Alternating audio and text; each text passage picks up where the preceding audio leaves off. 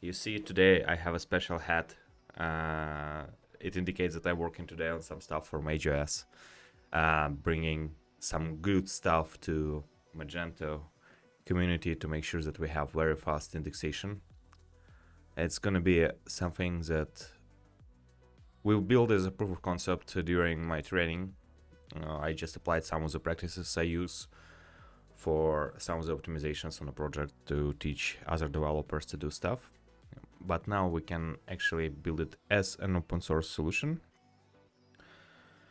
So let's go on and probably move this stuff here.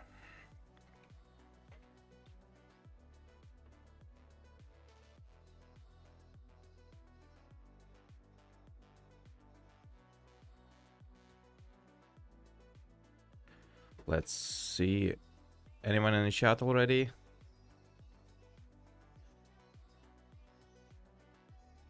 I see you're a little bit quiet, guys, girls, and everyone else.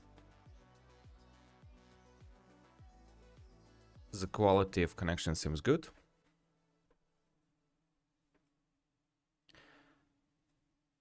Okay.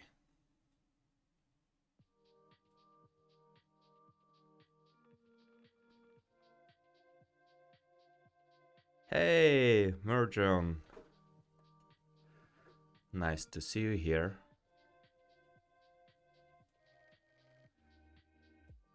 Hey, Dmitry. Nice to see you here as well. Perfect. So, chat is working. Let me actually quickly pop it out so I see it on top of all of the windows, so I don't miss your messages and your questions.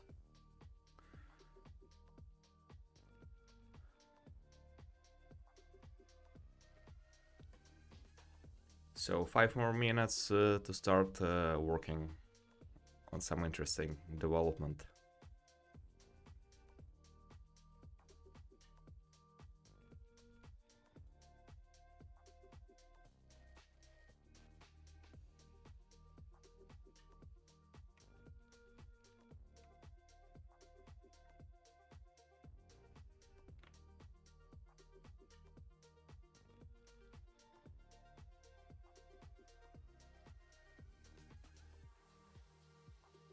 Hey, Tynaron. Yeah, I'm gonna fix that indexer. Good. Some coffee for the morning. Okay, let's see. I'll probably have to tweet something for people who was waiting for it on Twitter.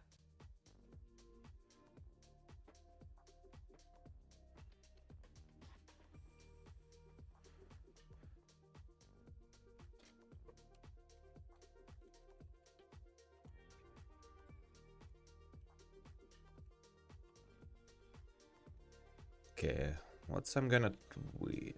Let's see my last tweet about it. Okay, let me quote tweet it and add something like, I'm live now.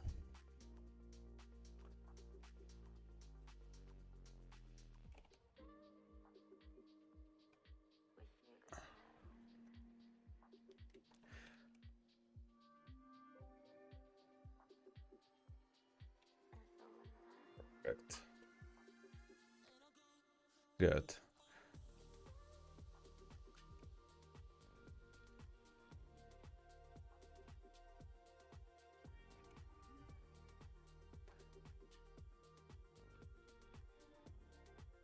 Okay, this is fine as well. So, let's start with some preparation of the environment. Let's move those modules out. Let me see. Oh, what? Why is this stuff stayed here, but the rest actually moved? Okay, so I was able to move this part, but somehow it didn't work. Okay, that's very interesting. Okay, this one we are not gonna look at it today, so we are mostly gonna look at Indexer that we built. I just moved it through PHP Storm, and it probably was a huge mistake to do for PHP Storm. Is the visibility good, or maybe probably I need to change a little bit settings. I see already that the file tree doesn't match very well the other font sizes. Let's see what's the font size here. Okay, so here it's actually set manually, so I'm gonna change that like that, and then I'm gonna add here changes in appearance, and I'm gonna say, okay, we're gonna set the zoom to 200. Then you should be able to see better what happens there. Okay, so let me close this stuff up. Yeah, bunch of stuff. So we'll take a look at why it fails actually. Let me see. What kind of messages are there? Okay, so it tries to run it like this, but probably because I think I don't use PHP here. Okay. So this one I probably want to add an interpreter like this. Let's see. Does it get fixed now?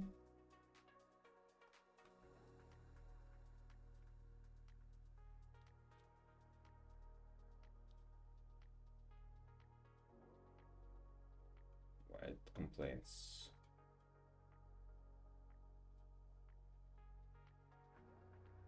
Oh, okay.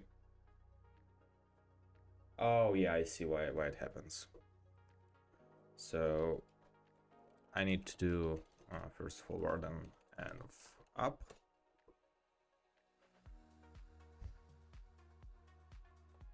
And now I'm gonna do shell, and I'm gonna run composer install.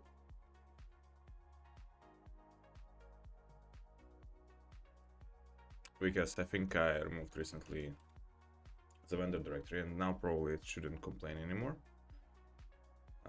Let's see. Looks like the error doesn't pop up anymore, so it's very nice. So we have a reference implementation here. Let me actually remove all of this folder because it's not needed. Also, I think the code itself is not needed anymore as well, because I'm gonna create a new folder here called modules, because I want to develop an independent modules and own repositories, right? So for that one, I'm gonna create a modules directory. Hey Vladislav, nice to see you here too. Okay, perfect. Now we're gonna start with the repositories itself. So let's go to these two repositories that I've just created yesterday. I didn't put anything into them, so they're basically blanket ones. So let's initialize all of them, right? So the first one is going to be the indexer base components, right? So we're going to create a new directory here. Indexer. So this is going to be our base component. And then we're going to have another one as well.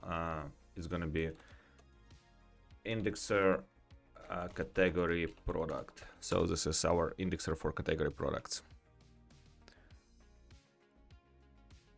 Is music all right for everyone? Oh, Nice idea, Tanairon. What is actually your name? Oh, good.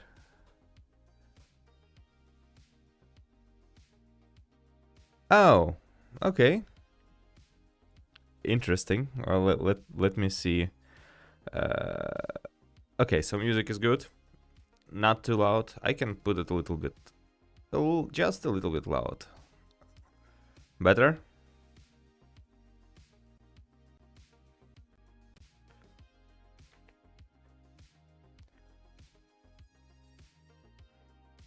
Nice. That's very good to work on some Mage-OS stuff when chat is so much active.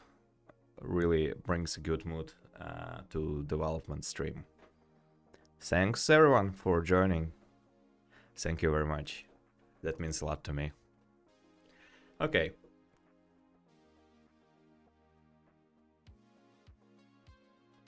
Hey David. Okay. Couldn't find it out from your nicknames that it's you. Nice to see you here. Okay, so we created 2 directories. Now let's go and switch to them, right? So first of all, I'm gonna go to modules. Oh, that's actually wrong directory. Let's see, modules, indexer, category product.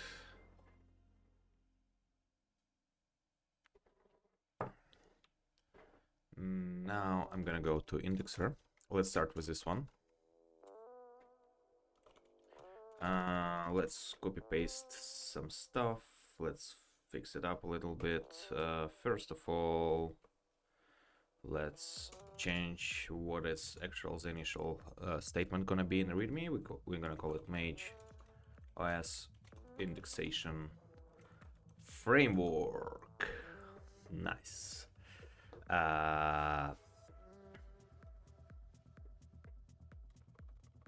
First, amazing commit and main branch at an origin. Okay, should be good.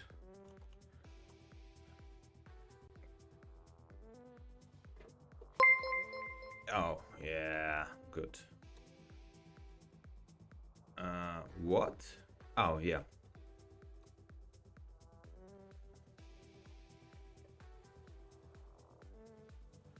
Let's, I think now we need to do git push manually.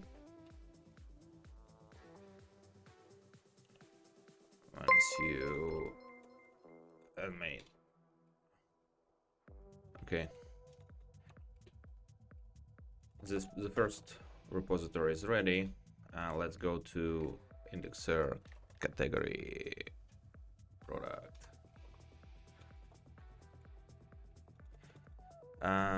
Let's do the same thing, right? Let's just adjust the repo name and we'll call it Mage-OS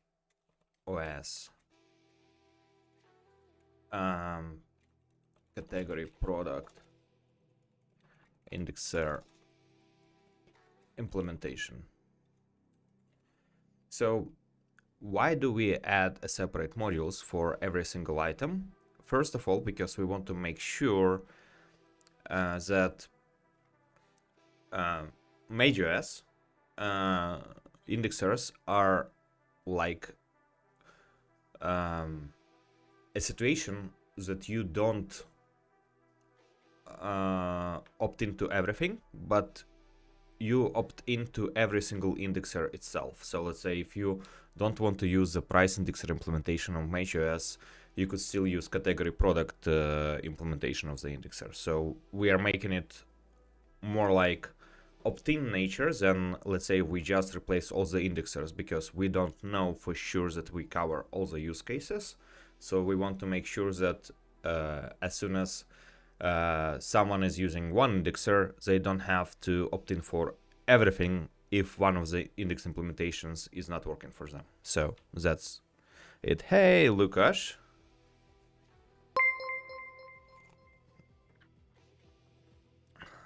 Lucas, you're a little bit crazy with your jokes this morning. Okay, let's add some commit message.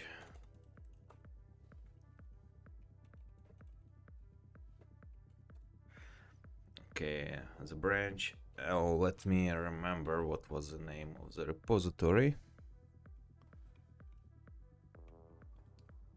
So here we are.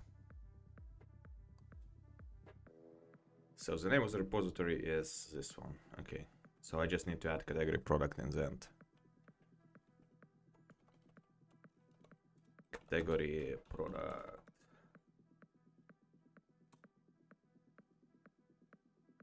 Perfect. Now let's take a look a little bit at the reference implementation. Lukas already knows it because he was attending a training.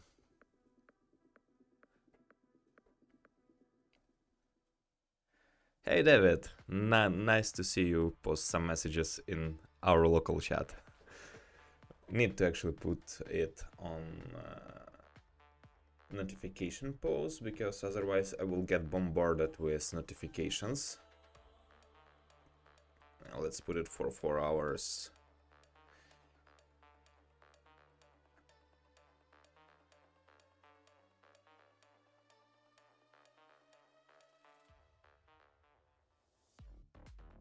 Okay, let's go with looking at the indexer implementation.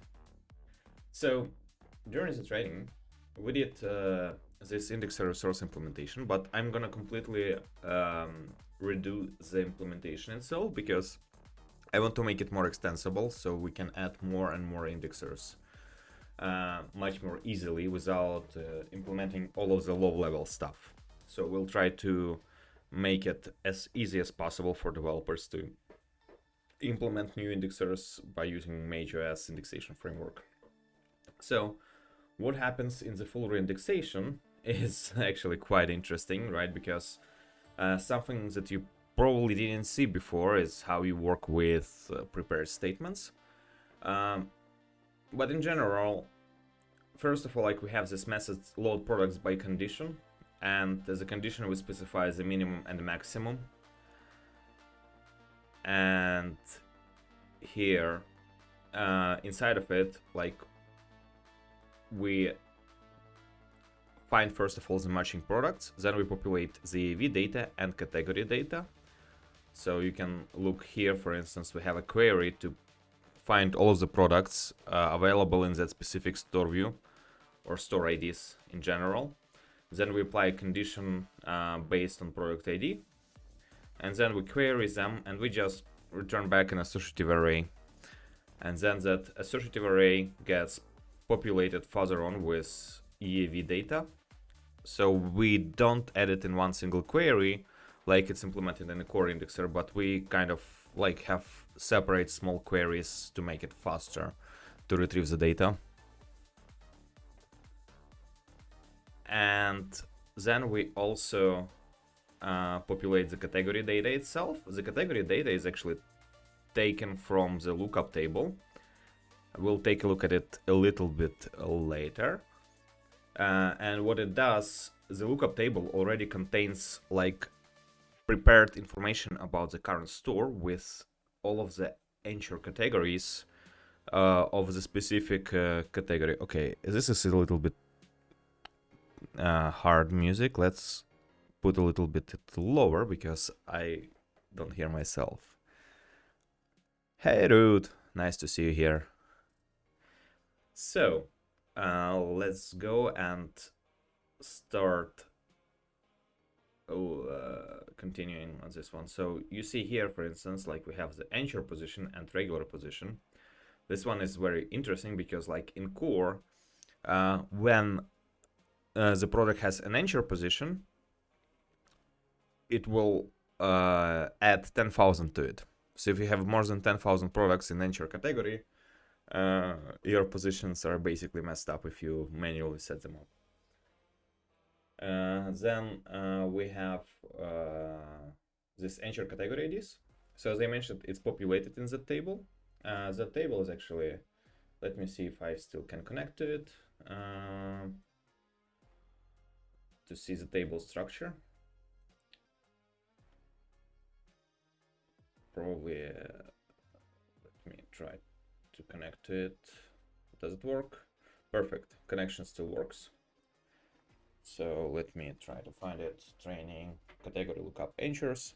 So this is kind of a simple structure where we have an entity ID, which is basically a category ID, and then we have anchor IDs.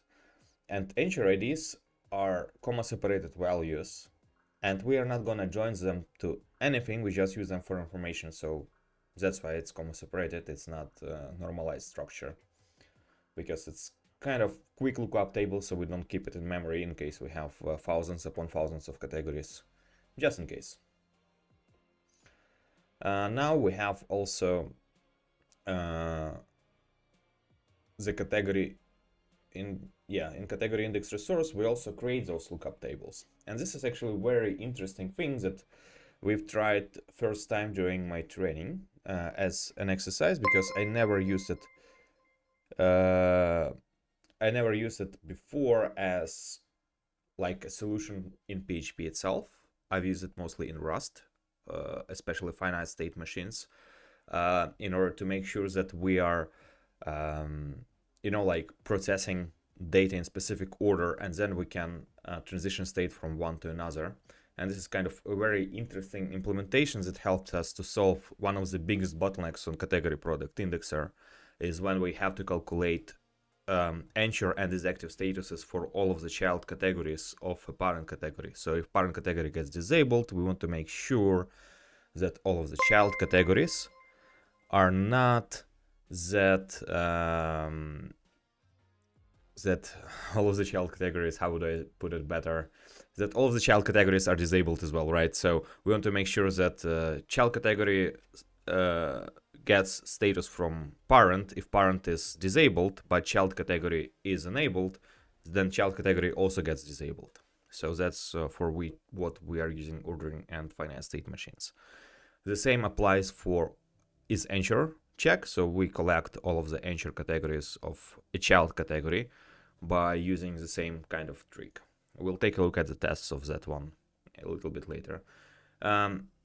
What's important here is that we populate those lookup tables. So you can see here, create category lookup table for a store. So we supply a store to it, then we create a simple select from category,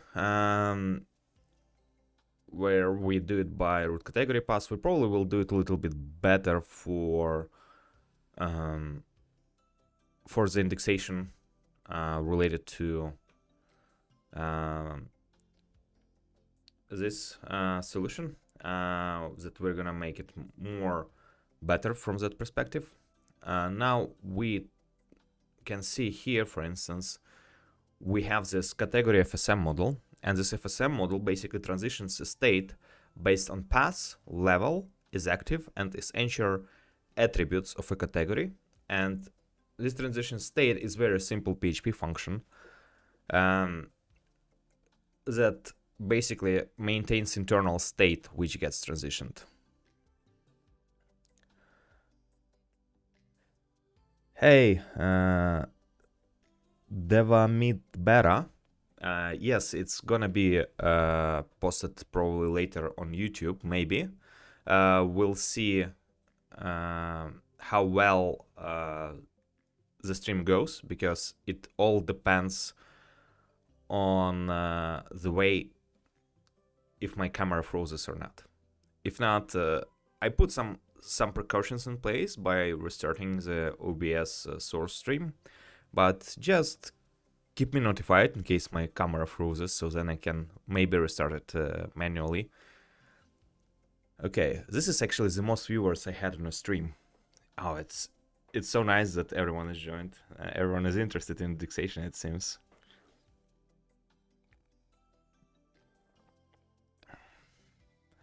Okay. Perfect. Hey Raul, nice to see you here. Haven't seen you in a while. Nice to see you in the chat. Hola, definitely. ¿Qué tal? Perfect. Also, hey, Anton, nice to see you too. Hi, Sajid. Nice to see you too. So many familiar names. Perfect. Okay, so here we have like this array. We probably will change it a little bit. Agalanis, hello as well. So let's take a look at the test. So we did some tests for this FSM model, and first of all, like we have a couple of them. We probably will make it a little bit different in the indexation framework itself.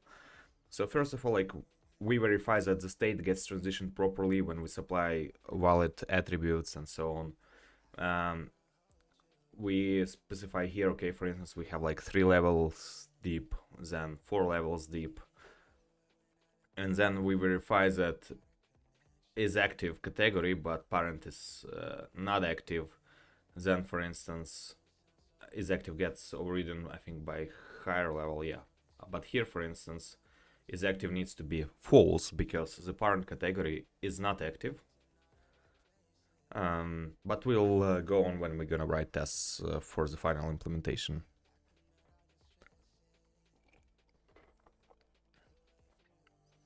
Okay.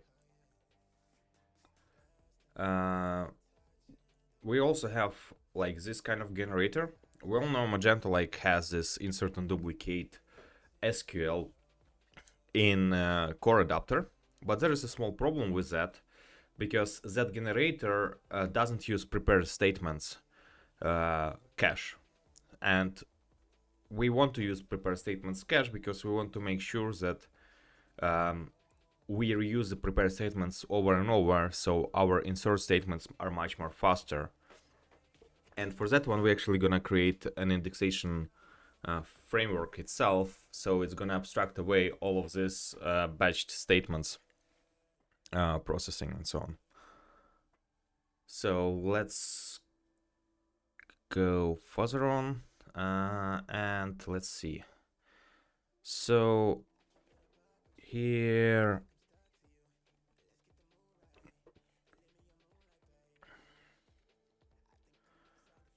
we're gonna go and actually start creating stuff. All right, so let's start probably with the simplest thing. It's composer JSON, right? So let's start with the composer JSON.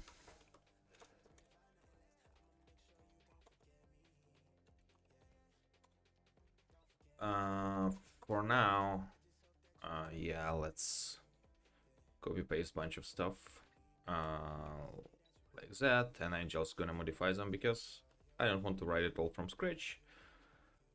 So let's say we're gonna first of all name it Mage-OS.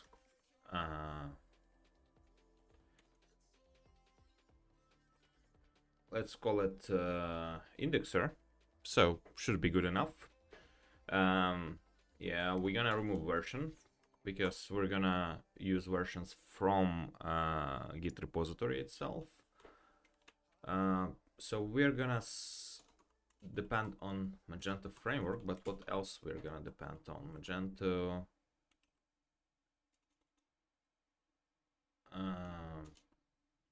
index module probably. Yeah, module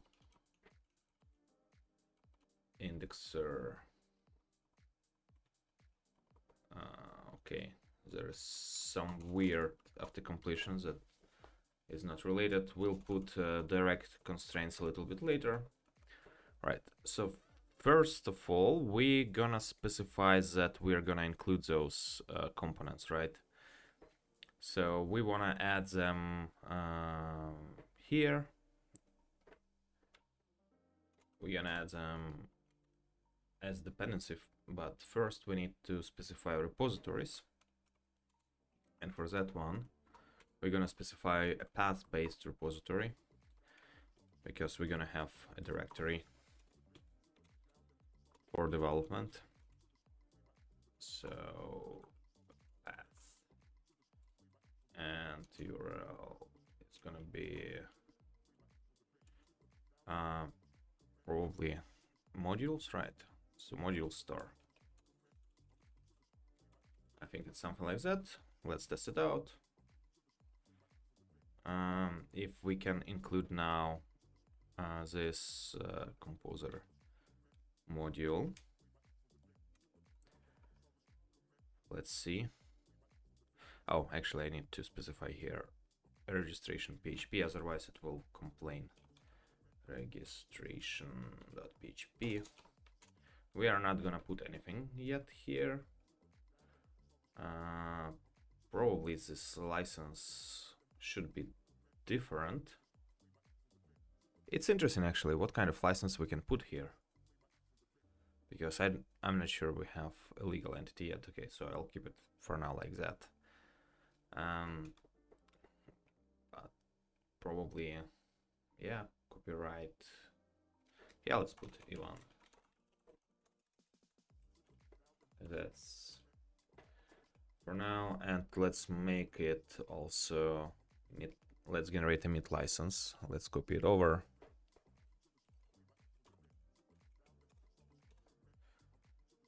So let's create a file for the license as well.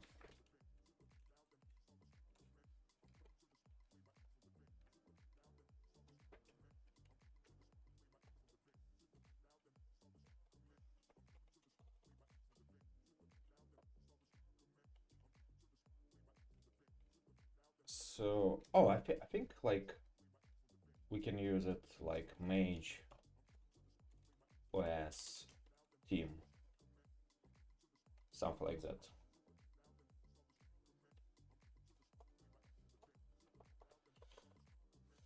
So let's put it like that. And here we're gonna say the same. Mage-OS team with large T. Perfect. So copyrights are here. Let me also change the settings for this specific project. License.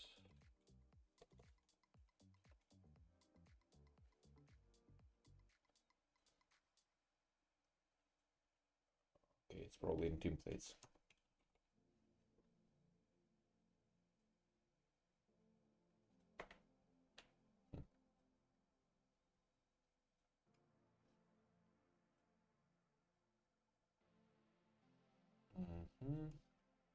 File and code templates, PHP file header. Yeah, here it is.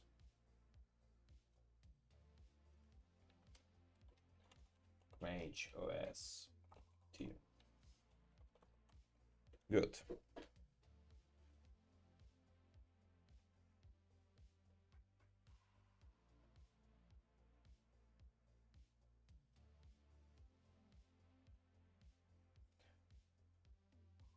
Okay, perfect. Now what we're gonna have here, we're gonna have component registrar.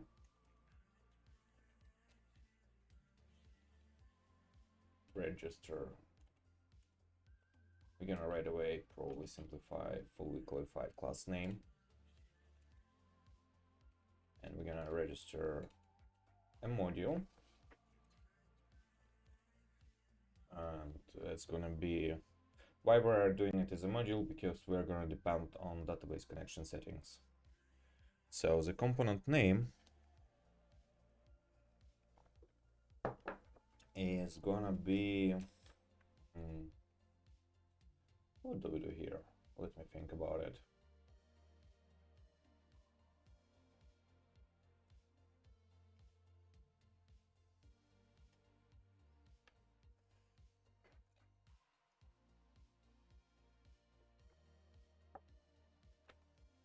so we're gonna start with Mage-OS. Oh, it feels nice. Mage-OS, Indexer. Perfect. So short, even shorter than Magento namespace. It's kind of funny. Okay, module, Mage-OS Indexer. Hey Rico, nice to see you here. Okay, let's change here also the namespace in PSR definition. Yeah, good to see you again in Magento sphere. I know you're busy with Mage 1, but it's nice to see you here doing some Magento 2 stuff as well. Maybe you can do something for Magento 1 as well based on this kind of code we are doing here. So let's see. We've specified the module indexer. Okay, so this is done. Now I can just include the indexer. Probably we should follow the Magento naming convention of the packages and name it module indexer, right? So we need to make sure that the indexer is the same.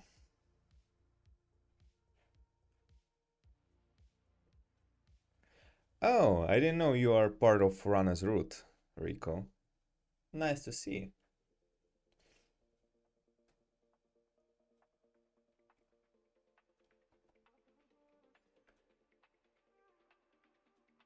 Okay, here we go to Composer, and we just include it as a dependency.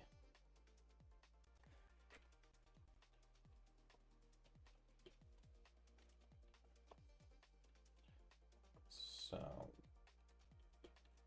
this should probably work. Let's try it out. Let's go to Warden Shell. Let's do Composer install. Actually, we probably need to update, right? Hey, Robert.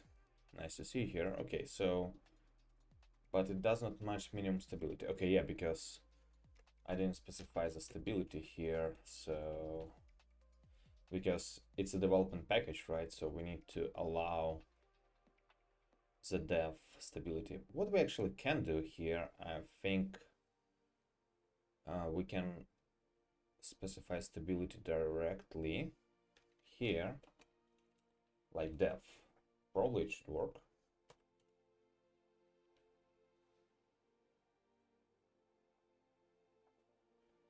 Perfect, look, it worked.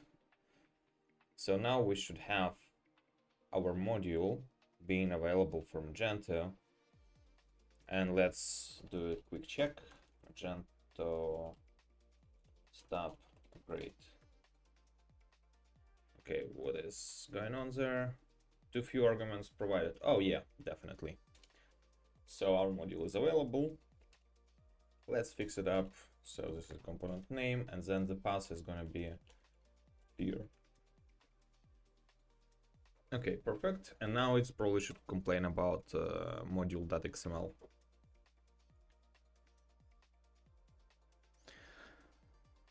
Hey Robert, do you mean the volume of music or the volume of my voice?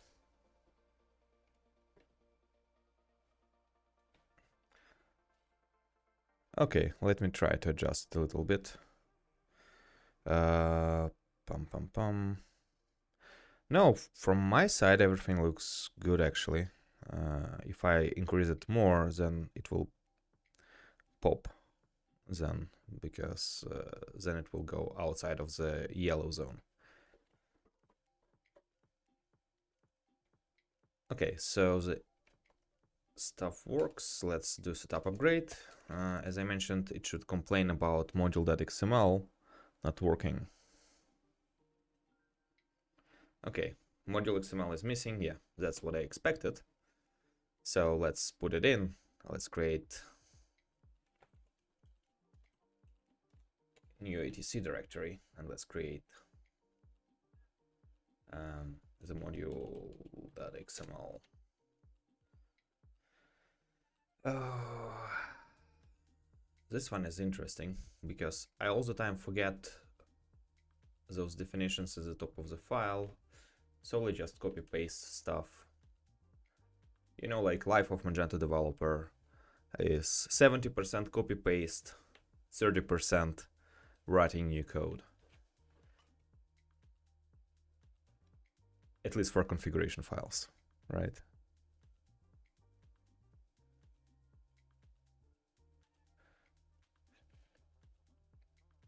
So now we're gonna specify the module name, Mage-OS indexer. Perfect. We don't need to specify any setup versions. However, we need to specify a dependency on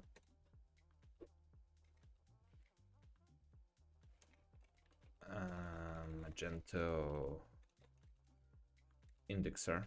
So we make sure that our indexer is applied after Magento indexer. So that's good. So configuration is merged after it. Let's also do a DI file for a good measure, because we will need it.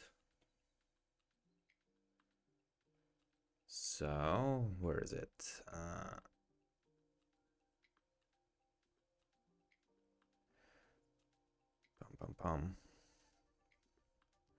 Where's our reference module? I like to copy paste from it. At least the header definition for sure. Perfect. For now, it's just going to be empty because we don't have anything. Let's do stop upgrade.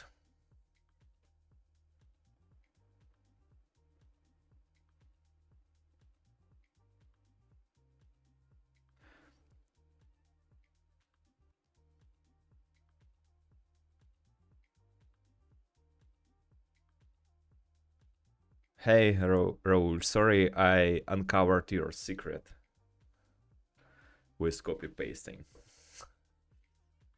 Now all of the Magento community exposed for copy pasting configuration files. Sorry everyone.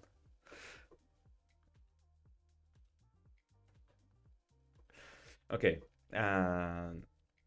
jokes aside, now what we need to focus on is create some interfaces. So because I want to know what kind of indexer I want to write.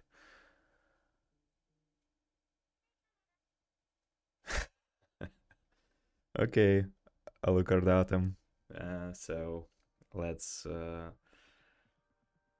create a folder.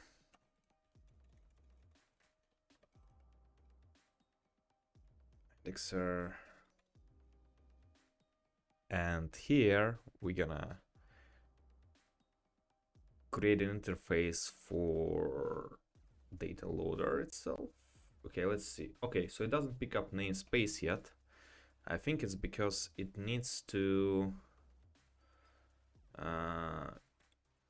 use something like that. So we need to mark directory as a sources root, right? Will it pick it up now? Let's see.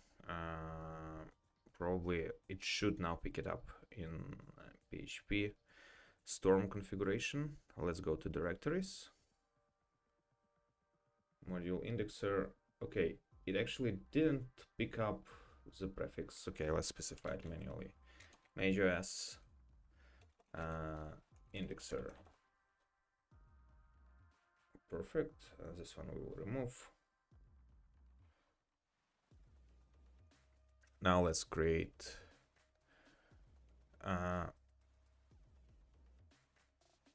probably we need to change it a little bit, right? So we're gonna have like two items. So if we take a look at the reference implementation of the indexer, first of all, like there is really a thing that stands out for me is the loaders of the EAV data, for instance, right? So we want to load the AV data with some common way, right?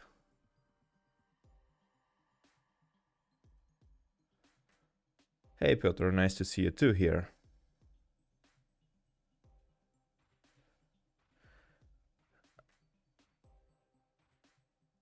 So here's what we're gonna try and do is create an interface out of it. Maybe we'll do it a little bit later. Yeah, let's make stream a little bit interesting, and let's create a small thing here, and let's untar tar xvf, and we'll untar here index. Yeah, index. Oh, I need to switch to another directory.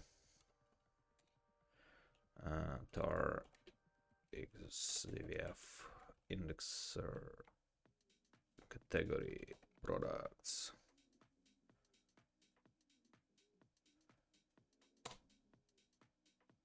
So here we are.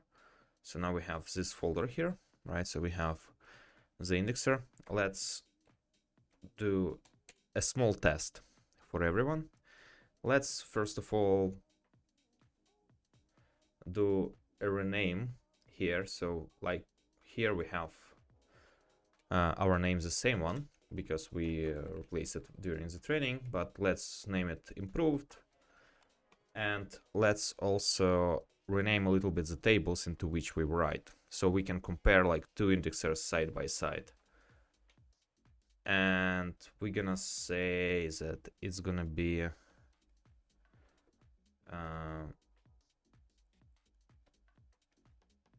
create index table with name. Okay, so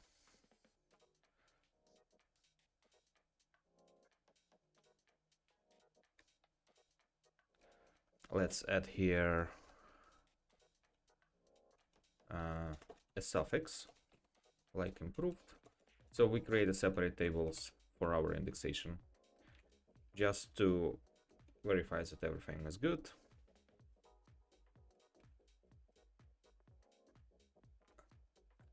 Then after we do reindex, we switch tables. So we want to make sure that the table switch is also gonna use a suffix improved. So now what I'm gonna do, I'm gonna run setup upgrade first of all.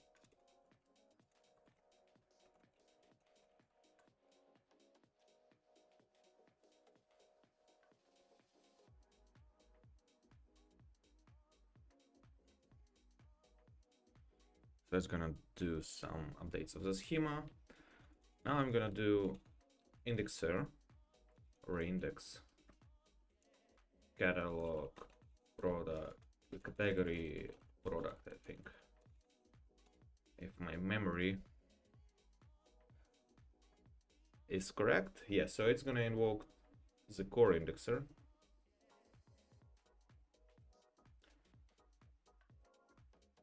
And it's gonna take probably like a minute or two.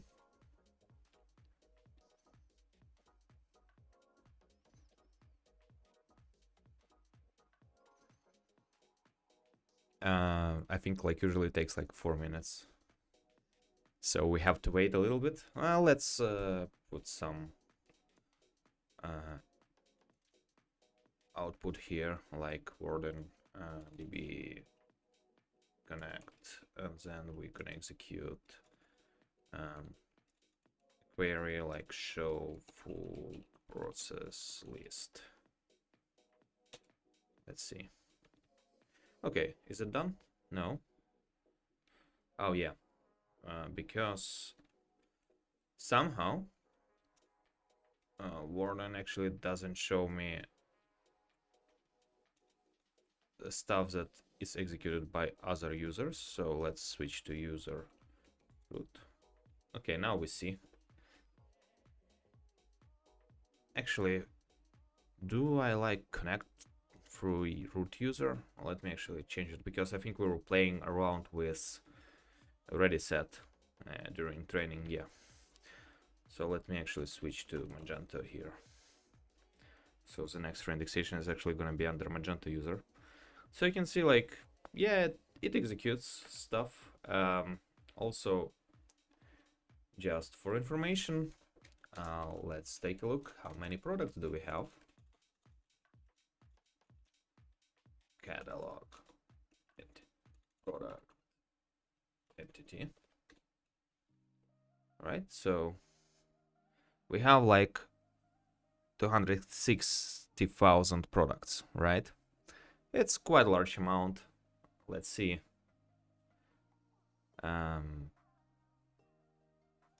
Let's see what's the status of the execution. So, okay, it still indexes stuff. Okay, so now it indexes other stuff. Okay, so this one, on this PC, it runs faster. On my laptop, it was a little bit slower. So, yeah, it's like 3 stores and 3 websites. So let me actually show you the store. Chromium.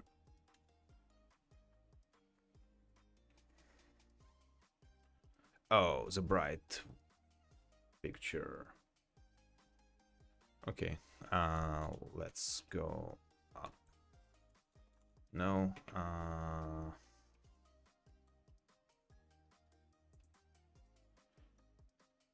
just a moment.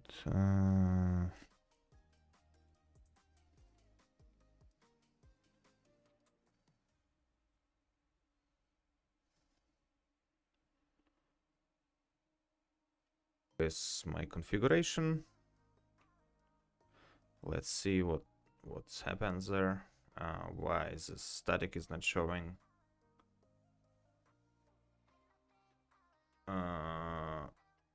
Oh yeah, because I think my deployment mode is cleared up, right? So being Magento,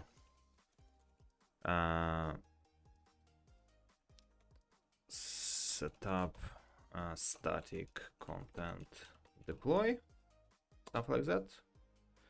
Oh, I still remember it by memory. Okay, perfect. Let's refresh it. Okay, so here's our store. You can see, for instance, that here is some products. Those are all configurable products. And there's kind of quite a lot data here, right?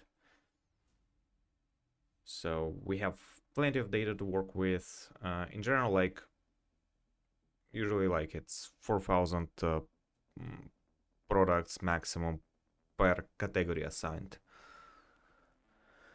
So let's go and test now our improved indexer, right?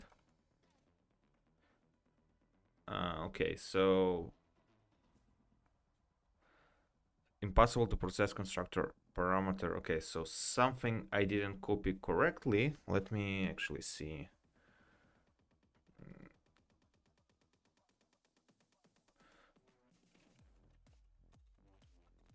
Probably I need to flash cache because I think my DI was cached.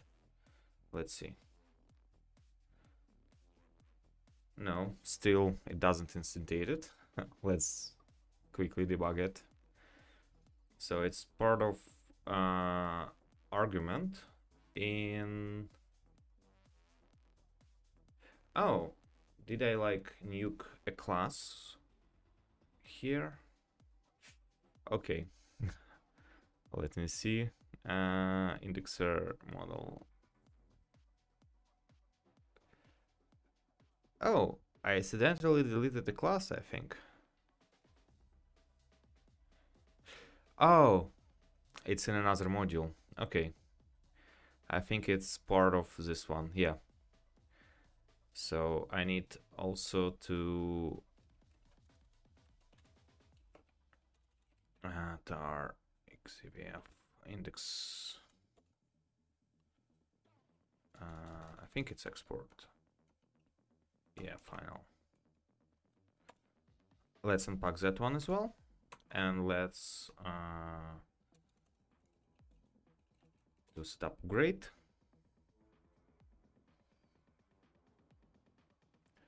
Hey, Candle.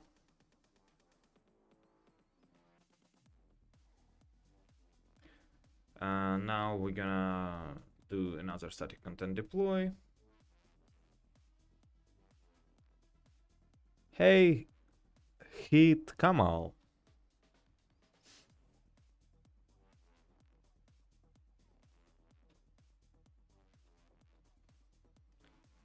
Okay, now let's try to run it. Okay, now it runs.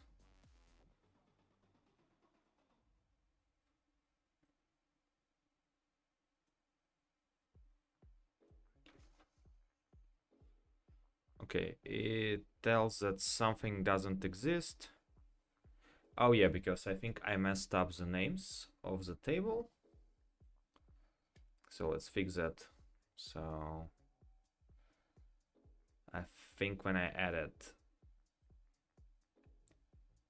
those table names for a test, I messed up my indexer.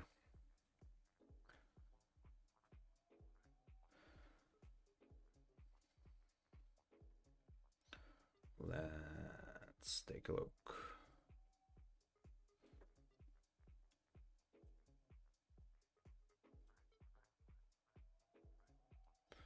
Create index with table name. So here's where we add replica.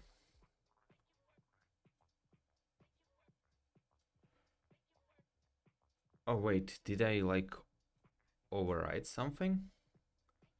Oh no, it's part of the project. No, okay, here it is. So I need actually to look here. So here's in improved, and then it uses replica.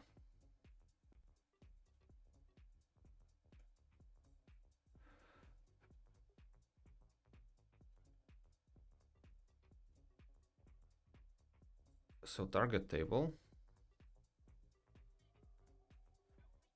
Okay, it puts it like that. Oh, I see. So when switch table tries to do stuff, right? So it puts the specific naming convention for the table name. Outdated, and then replica in the end. So the improved replica is not there because I added replica improved. Okay. Now I understand.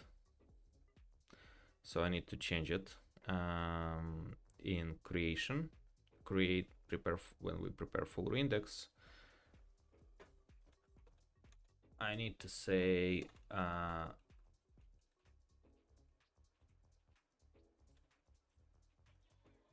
replica improved. Yeah, so it should be not main replica. We'll call it main table, and we're gonna say main improved. We'll change it later to the right one, but in our case, I think we'll name it a little bit differently. So let's run reindexation. Let's see how fast it goes. So the previous one was taking like 1 minute. Now, okay, we receive an error again.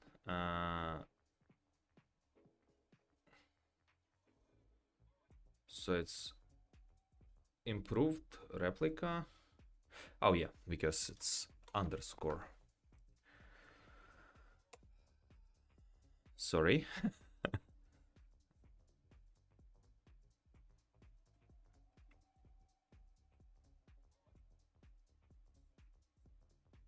Okay.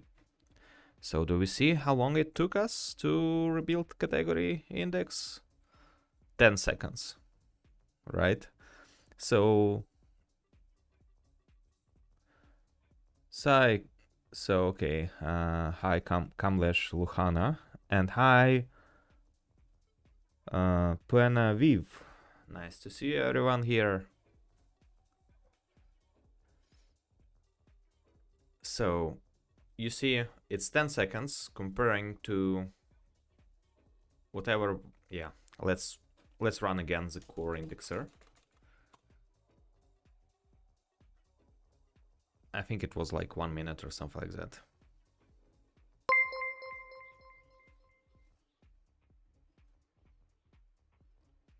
Hey, Elvitels, thanks for following.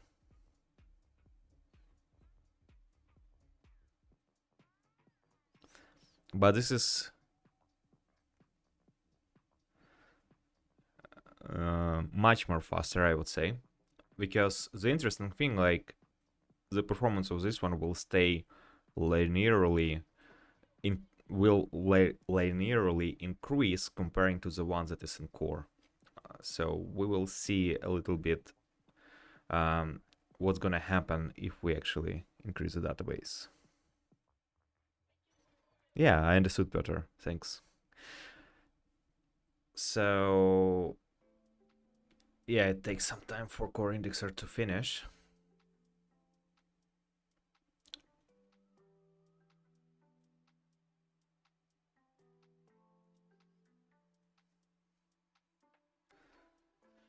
You know, there is some good news. The good news is that my camera doesn't freeze. However, I'm already for 1 hour streaming, so seems like the OBS solution is working. Okay, so you see 1 minute and 18 seconds. However, like you say, hey Ivan, but do you like replicate the functionality of the core indexer, right? So this is the most important question, because I can verify it, right? So now I need to refresh the list of the tables. You see, like, we have store 1 and store 1 improved. So how do we verify that the indexers are containing the same data? Very easy.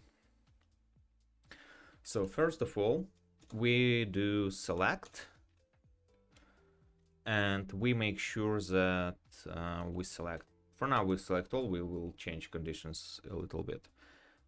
We select from store 1, so the one that is done by core, so we call it core index, and we inner join our indexer as well, right? So we inner join improved store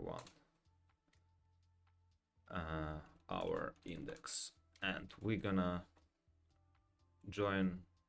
I think we even can do natural join here, because they have the same primary keys, so they should naturally join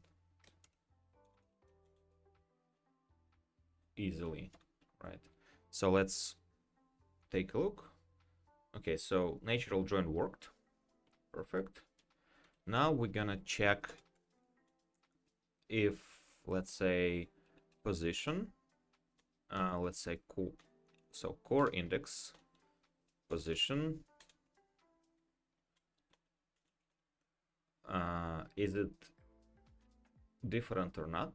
So yeah, let's actually put it like this, as a core position,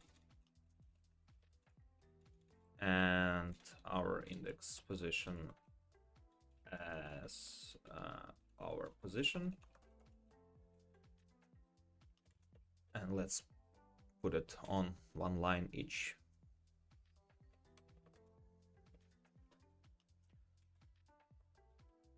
And here we're also gonna verify that another option is the same. It's store ID, of course, core index, but store ID, I think it's primary key, so we don't need to verify it because it's gonna be the same anyway. But is parent, and it's gonna be core is parent, and then we're gonna say our is parent. Perfect. Now let's run it, and let's just verify that this stuff is correct. Okay, that's good. How about visibility? Is visibility the same?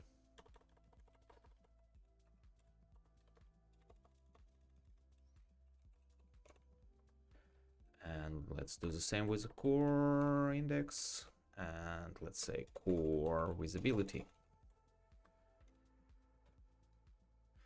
So we run a query, and we see that visibility seems like matching,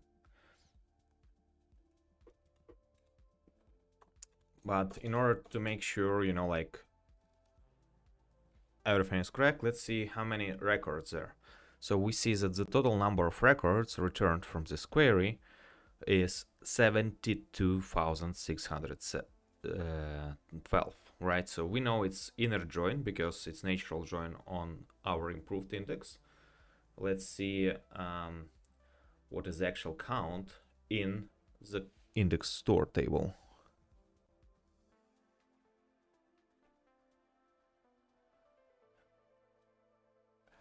Oh yeah, sorry guys, just a moment. I'll update a little bit my camera position. Let's see.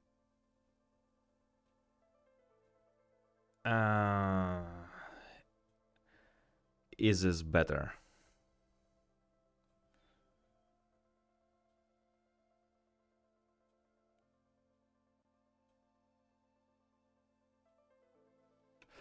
Oh, my browser seems like moved a little bit.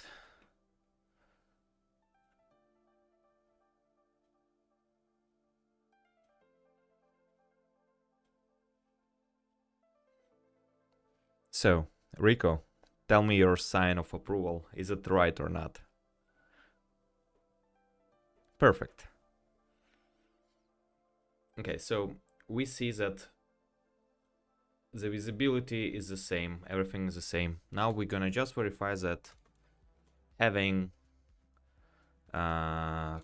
core position not equal to our position, or our index not equal, our core is parent not equal to our is parent, or core visibility doesn't equal to our visibility. Okay, perfect. So we see that the empty result set. So what we conclude from that is that the result set is exactly the same. So we achieve the same result by cutting down the execution time a lot. And what's also interesting, like we achieve this thing by using a single thread. So we don't spawn any new processes, we just do everything in one single PHP loop. However, we can even cut it down more, and we will do it hopefully during the stream, because we are still using some of the inefficient parts of PDO connection when we basically buffer the data that we receive from MySQL.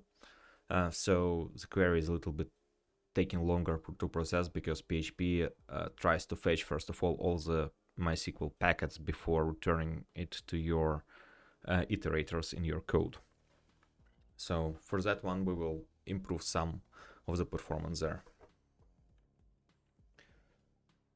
So let's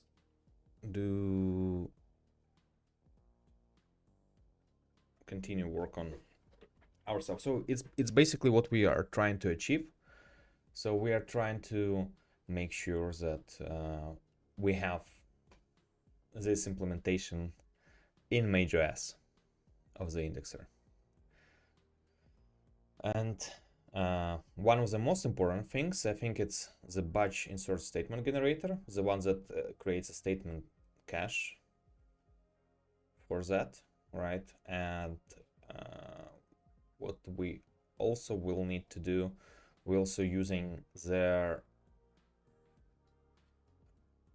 another functionality related to the batch reader of the data, I think, right? So we have this product batches, and the product batches is basically doing this very interesting query from MySQL table. of category product, where we create a special range expression. Let me actually show you this query real quick. So I run a couple of times in projects where in order to export data, there was huge gaps in product IDs. And I had once a customer, they decided to migrate from Magento 1 to Magento 2.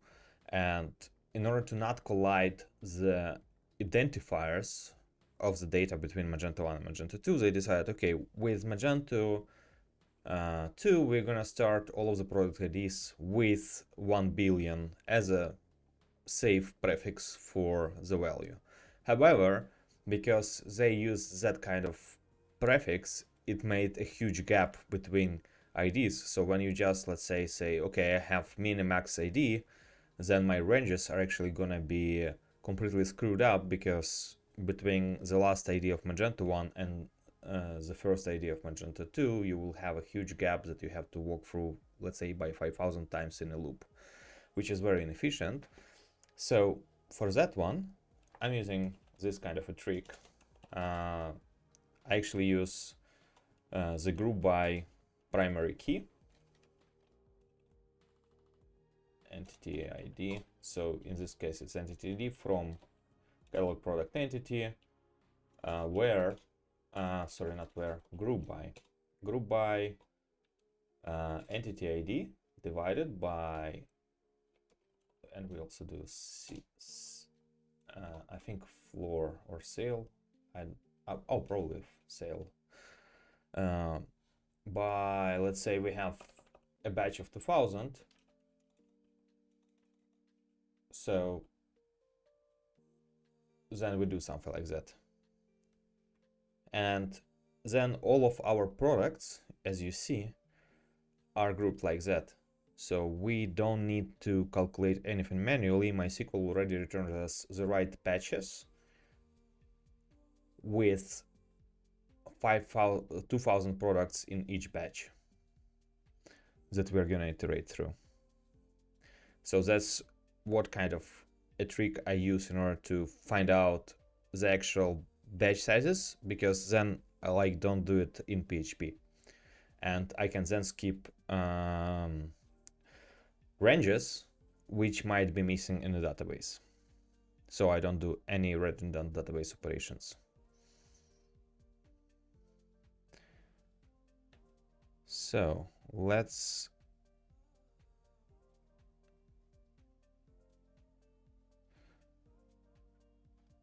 do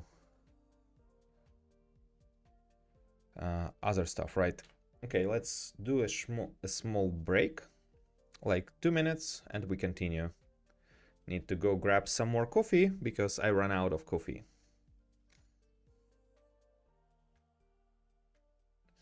Let me update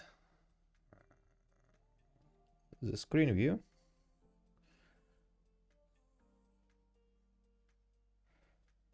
Okay. It's wrong screen view. Oh, I don't have a screen view without this one. Okay, let's do something like that. I'll be back soon.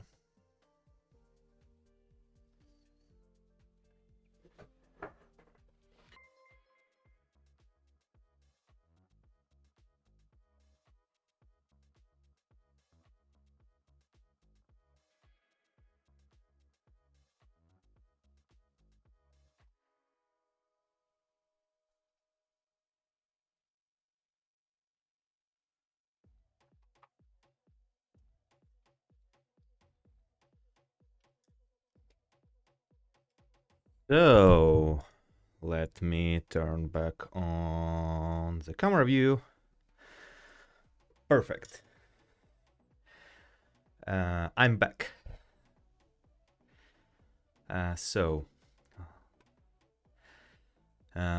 Where did I stop? So I stopped with the ranges, and what we can do, we can already, I think, create a component for range generation, right? So that one is easy.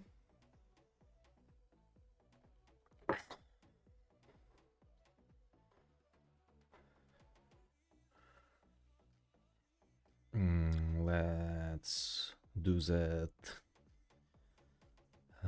right away. What kind of parameters we're gonna have there? We're gonna have like probably table name, and we're gonna have a key ID. Maybe we should do something like entity based on metadata of Magento. Let's see. Let's try to do something more nicer from point of view of implementation. So let's create a model, and inside of the model we're gonna create, because we have to follow Magento naming standards, resource model, right?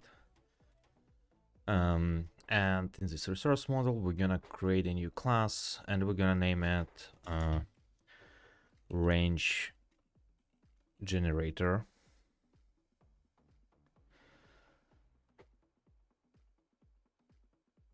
Okay. And what it's gonna have as a constructor,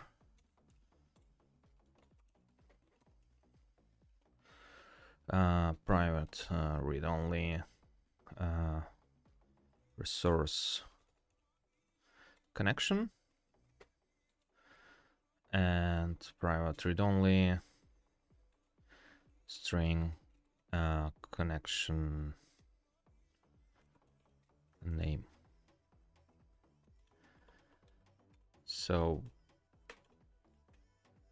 it is gonna be our only dependencies from outside, because we're gonna reuse that range generator for everything basically. Okay, so it tells it's not writing anything. And what we're gonna have here, we're gonna have a method create ranges, that's gonna return us back an iterable. As a parameter, I think we're gonna specify entity table as a string, and another parameter is gonna be entity ID field, because we are not like building an indexer right away for Adobe Commerce, because we are Mage-OS in that, right? So we are not doing stuff for Adobe Commerce out of the box, but we want to let people be able to support Adobe Commerce implementations themselves. Or maybe we even create something for Adobe Commerce at a later stage, but for now we focus mostly on open source stuff.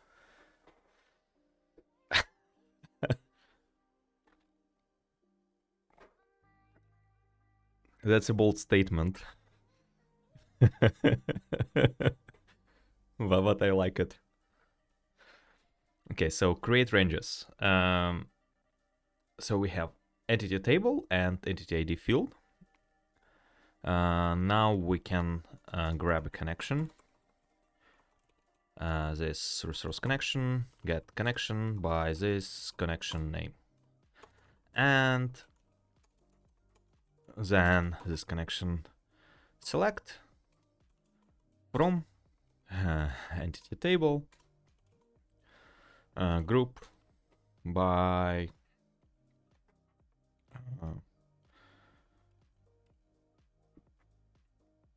oh, it's easy. Sale, and then our entity field. Oh yeah, so we need to specify another parameter, int, and we call it badge size, right? Okay, I have strict types. Okay, all good, and license seems correct. So we have entity table here, we have entity ID field. Actually, I want to move this stuff a little bit here, and I see my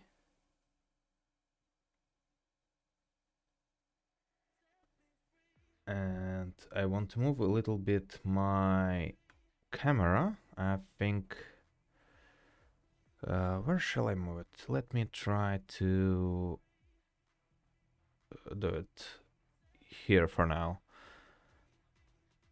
I think this part of screen is a little bit less important for now.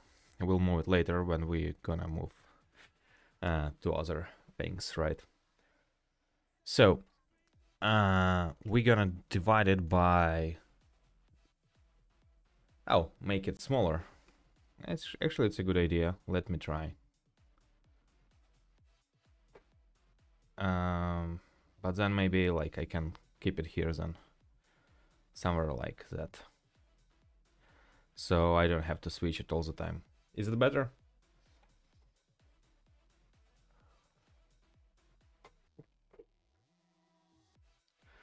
Okay. Thanks, thanks, David.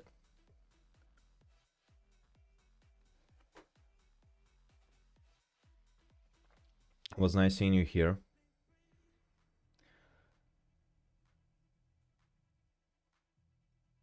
Reiko, no, I cannot remove the Mage-OS logo hat from a stream. Let's just make it small like that.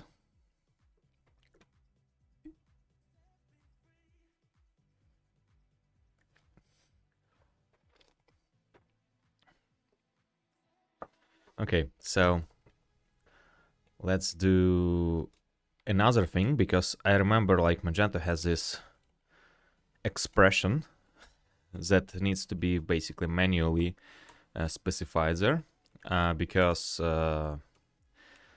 it doesn't take into account such expressions in group by statements, only in entity columns. And here actually I need to specify the minimum and the maximum. So min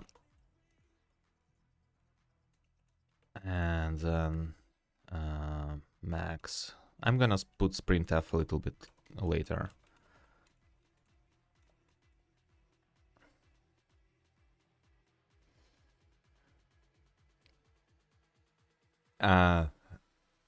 Alucard Datum, yeah, it's a very limited edition.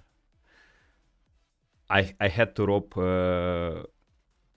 Willem of his hat, so maybe we can beg him for more hats,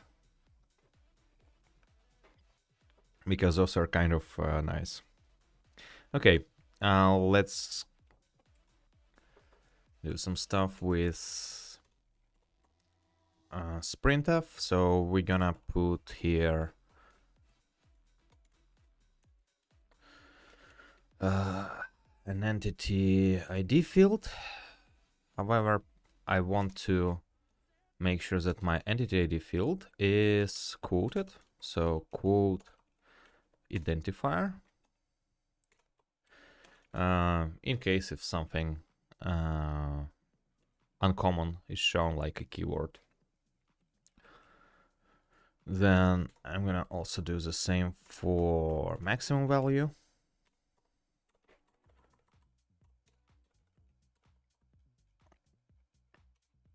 Let's move stuff a little bit here and a little bit there.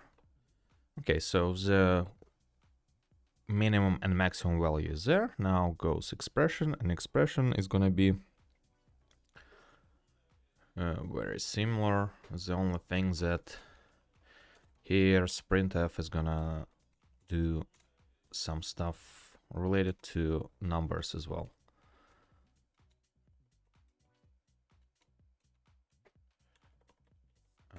Okay, like that. And then here I'm gonna specify entity ID field, and I'm gonna specify the batch size. Okay, seems the same as the queries that I was running here, right? So if we take a look at my query console, you can see that the query is basically the same. So minimum, maximum from a table, and group by entity ID. Oh, actually, the query is not the same. Okay, good. I double checked. So I need just to move it like that. So this should be more correct statement.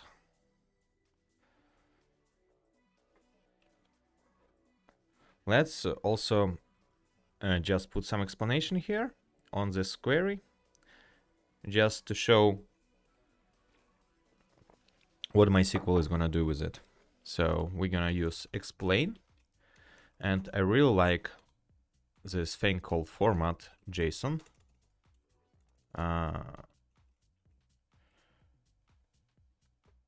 And let's output it, and let's see what's gonna happen with the query itself. So grouping operation, how does it? It does it by accessing an index. So it's quite fast operation, although like we see that the grouping operation is actually a very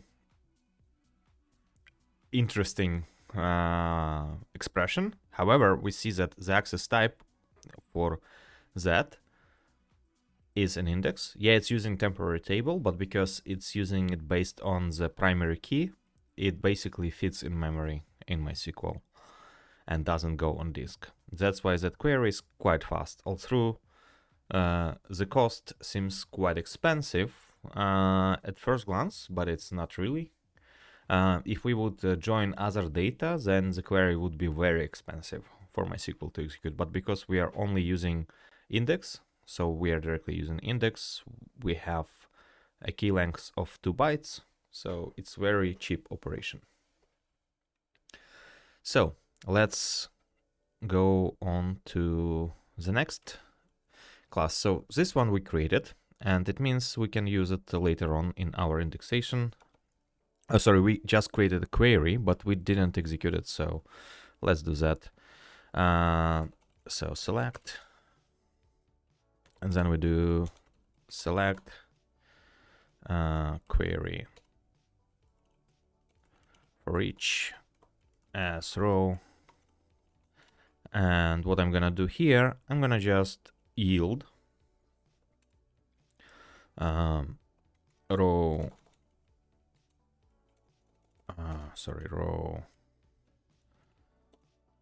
min value as a key and row max value as a value. And I'm gonna typecast it right away to integer because it's gonna be a range expression type.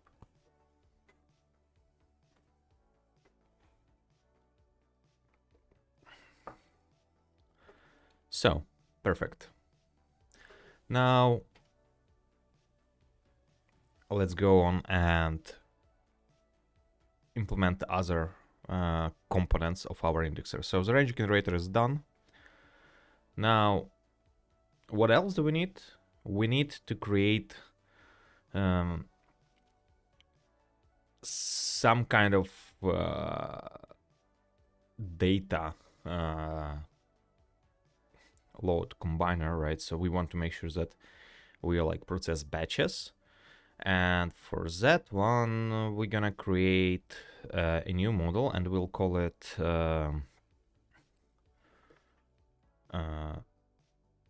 data container, maybe. So data container, or what's a good name? Chat suggest. So the idea is to have something that we have here already in index in product export actually. Here we have this batch reader, and what it does, it like puts the data into associative array in order to make it easy for you to merge together multiple data items through generator. So I think maybe we can use something like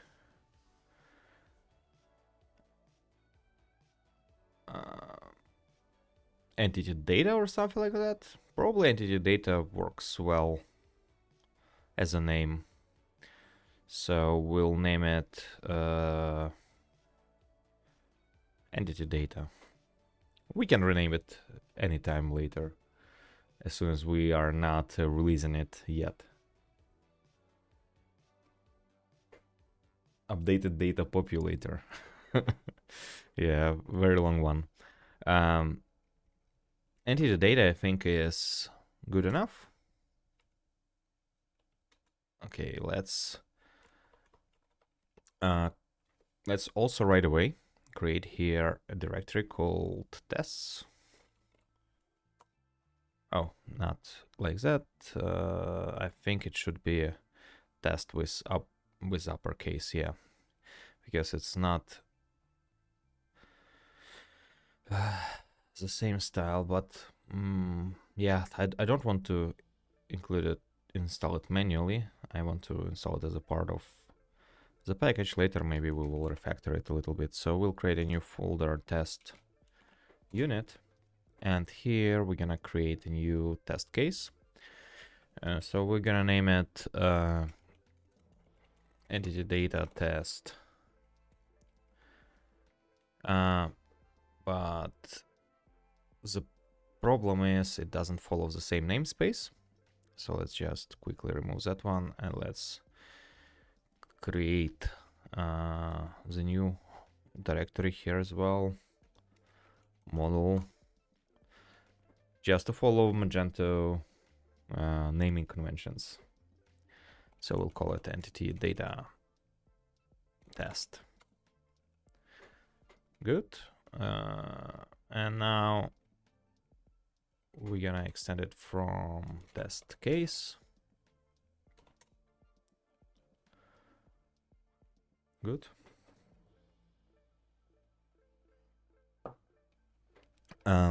So we're gonna start with private read. We cannot use read-only properties here, unfortunately, because it's a test case. So we're gonna say private entity data. Entity data, and we're gonna specify protected setup, function setup, and here we're gonna specify a new instance. This entity data equals new entity data. Okay. And I'm gonna write a test, and the first test is gonna test that returns empty container. So we're gonna start with entity data, and what I'm gonna do here, I think I'm gonna do for each. So I want to make sure that it creates an iterator of the internal data structure. And probably we can use something like iterator to array, just to quickly verify the internal state. This assert equals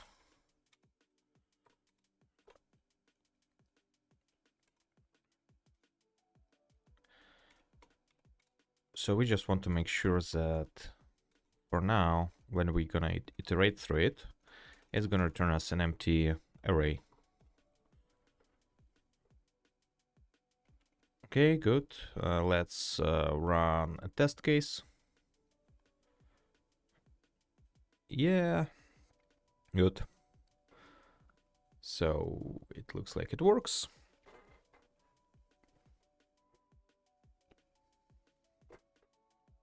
Now we need to actually implement iterator aggregate.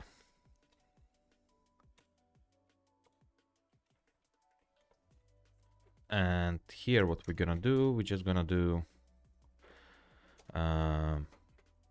return an empty array. Okay.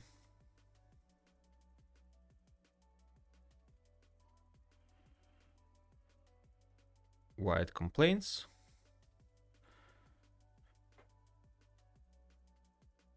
Array returned. Okay, let's just then yield. Okay, so now it fails because it returns an empty. Okay, so let's do private data, private array data.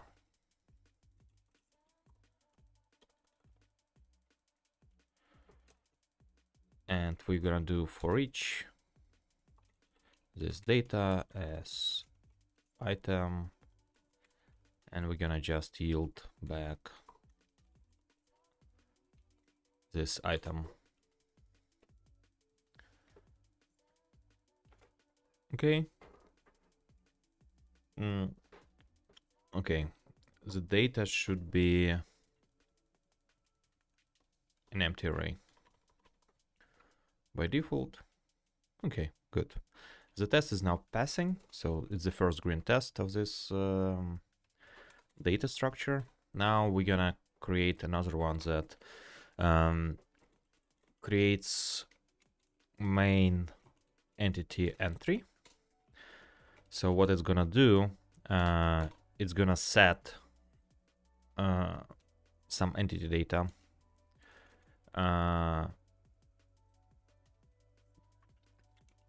at entity,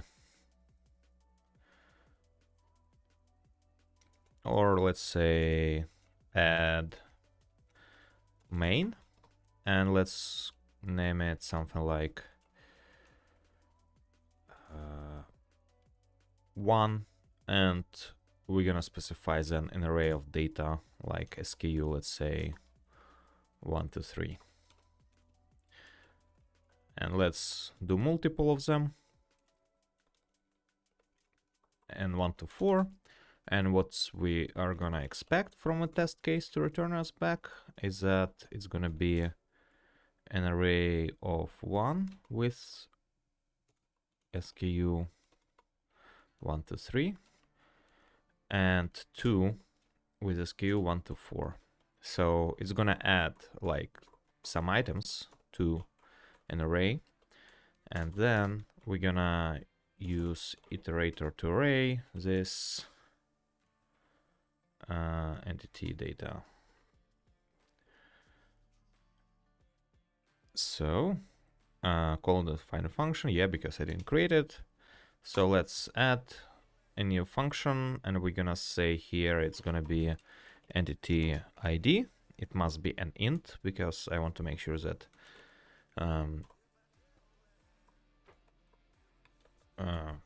yeah, it just adds it only to that specific value.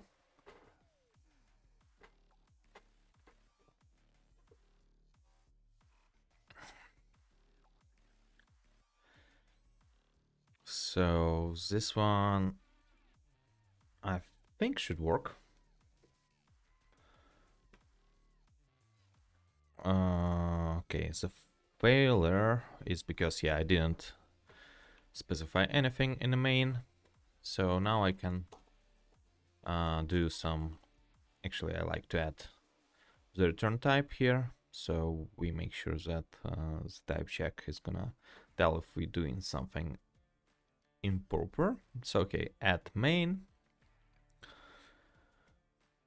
and maybe we will rename it even later. Let's see. Then we're gonna do this data, entity ID equals data. Will it pass? Let's set up after test, toggle after test on, and let's roll. Okay, so the data is not returned anywhere because I need also to return entity ID here. Okay, so entity ID. Okay, it works. Hey, Alexei, nice to see you here. you see we have a big company this time. So, okay, we made our test pass. Now let's go on and create another test case. And this time the test case is gonna verify that data is reset when requested.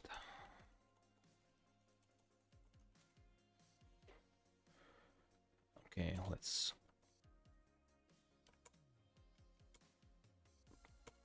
fix a typo. Okay, so we're gonna say that we're gonna probably add some main data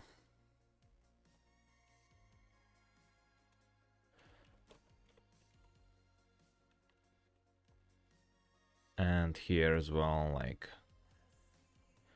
2, and then we're gonna verify that this assert equals to empty, but I didn't call yet reset method. We will do it just in a moment. And here iterator to array. Okay, so I'm using iterator here.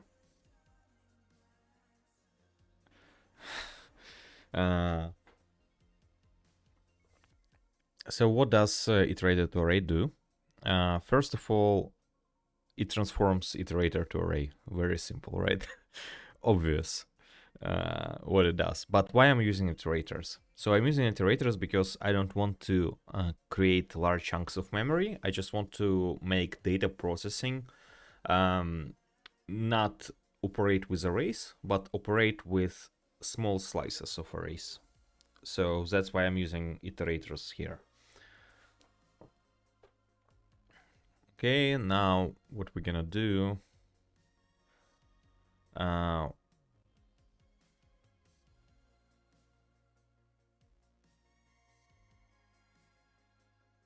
we gonna check. Oh yeah, I wanted to add the reset method. Here it is. So let's do this reset, this entity data reset. Right, and this one doesn't exist, so we're gonna create it. And we're gonna set this data equal to an empty array, and now it should pass. Okay, perfect. Now we're gonna add another one. We're gonna add a test for scope data. Right, so I want to make sure that the data that is returned is actually merged. So let's add that one as well. So let's add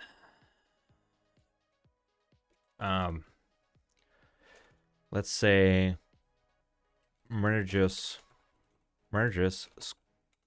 scoped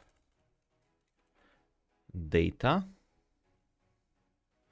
Or do I do it like that, or maybe we are doing it a little bit different? Let me think about it.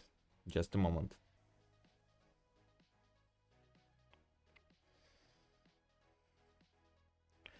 So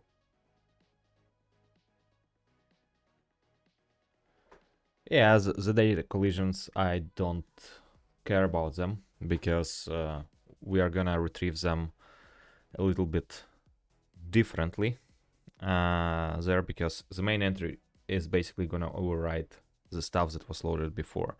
However, the scope data is gonna be with some checks.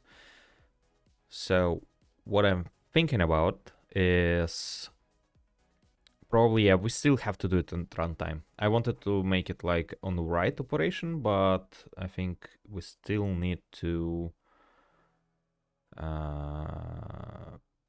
do something at runtime. And probably we'll need to create some kind of a smart lookup structure. So, okay, let me think about it. We probably can work with something like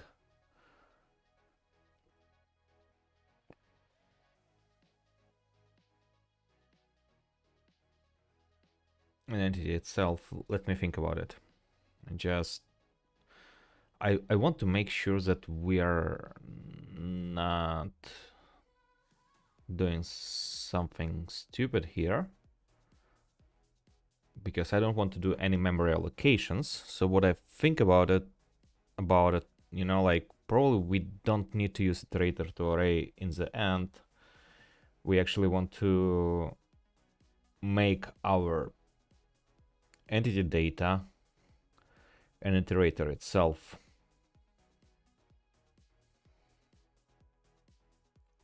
Because the current method, I want it to work a little bit differently.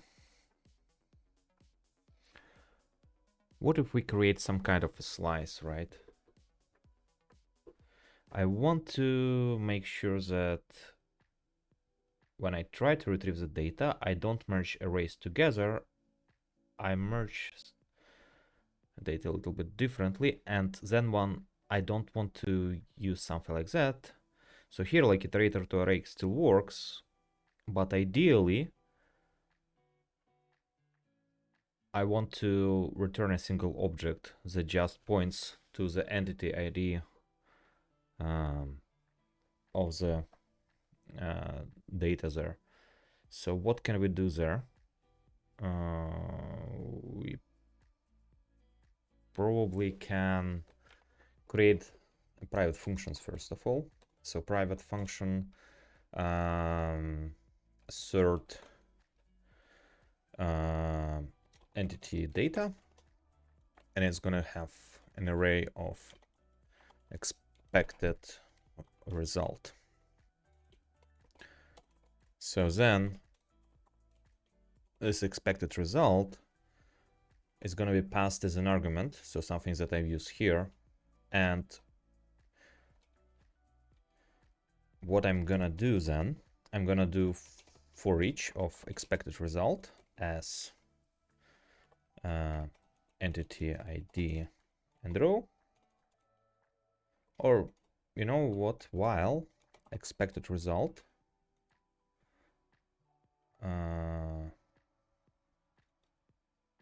yeah, I'm just thinking about it. Maybe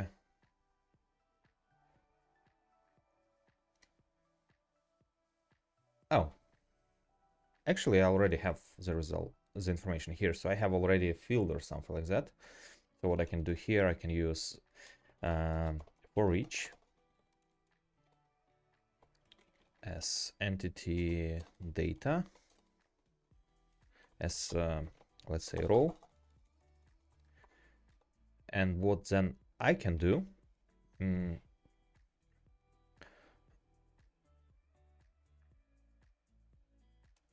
I can wrap it around. The only thing that I probably shouldn't use reset here, but we'll see a little bit later. So entity data as row, and in row here I'm gonna specify that okay, also entity ID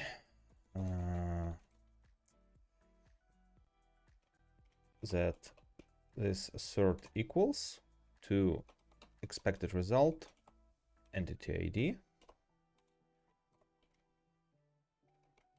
to the row, but then I need to extract this data as well. So I can use array map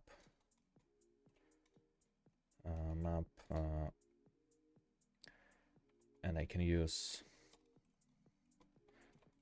inline callback like column.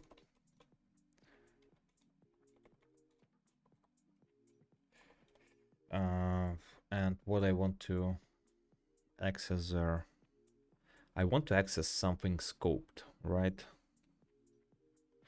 Probably I need also to specify scope ID or not. Let me think about it.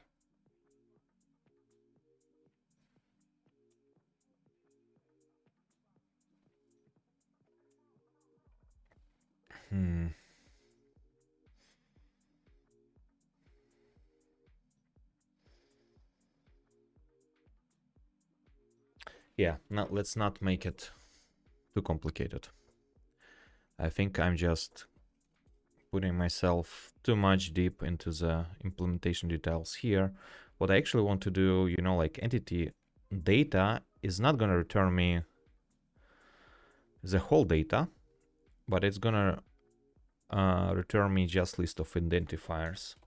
It's gonna be much more easier, and then I can actually use the methods like get scope data or something like that in order to make sure that I retrieve the right information. So it's up to the reader to properly extract this data from here. And then I can still leave it as an iterator aggregate, and I'm gonna only yield back the entity ID.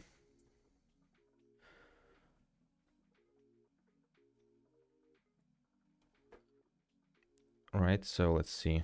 Merge scope data. Okay, so it didn't perform any assertions.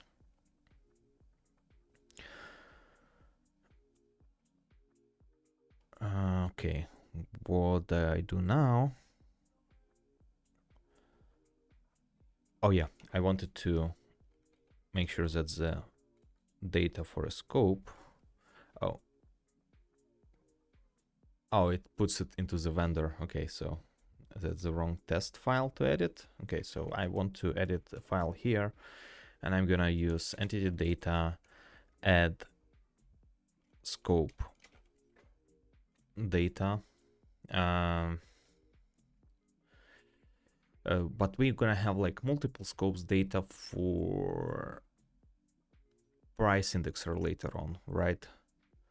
So you probably want to introduce a little bit more involved implementation there. So let's name it better, like store data. So it should be much more easier to understand what the logic is there. And probably here we're gonna specify one, and let's say name, and we're gonna specify the store. So it's gonna be oh, I think we can specify something like that, and then we can specify name, and the value is gonna be a name in store default and name in store one. What? Okay. That's done. And I also want to say this entity data add main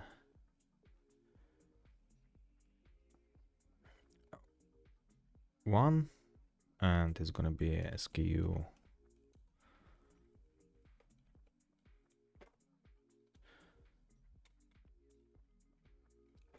and here we're gonna specify this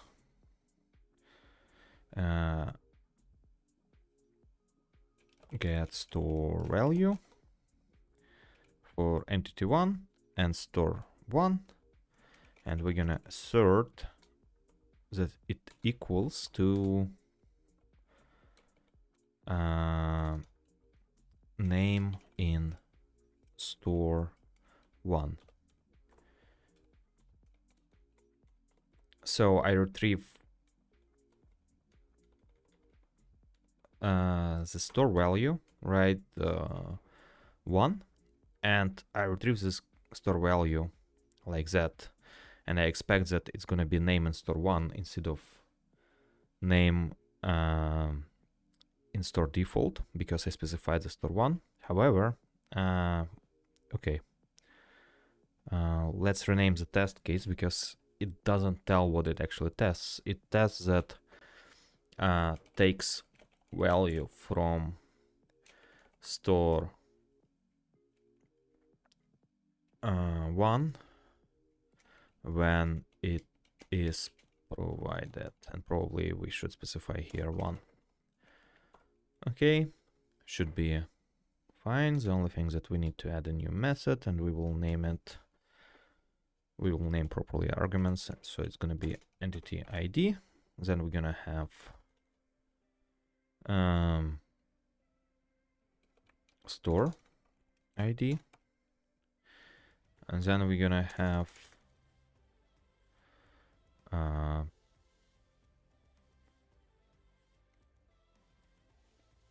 what's gonna be there. So store ID, and here I think it's field, and here it's gonna be value. But is it string? Not really, it can be mixed. So we don't want to specify that it's gonna be only like integer or some, only like some specific scalar type, but we want to specify it as any type. Okay, this one works, but we don't have yet get store value function. Get store value int entity ID and int store ID, and the value is going to be mixed, right? Because it can be anything. Okay, good. Now what it tells me, okay, so the non returned, let's return by default null. Let's see. So okay, now the test fails and it tells us that the value is not correct. So let's actually name it properly. This data entity ID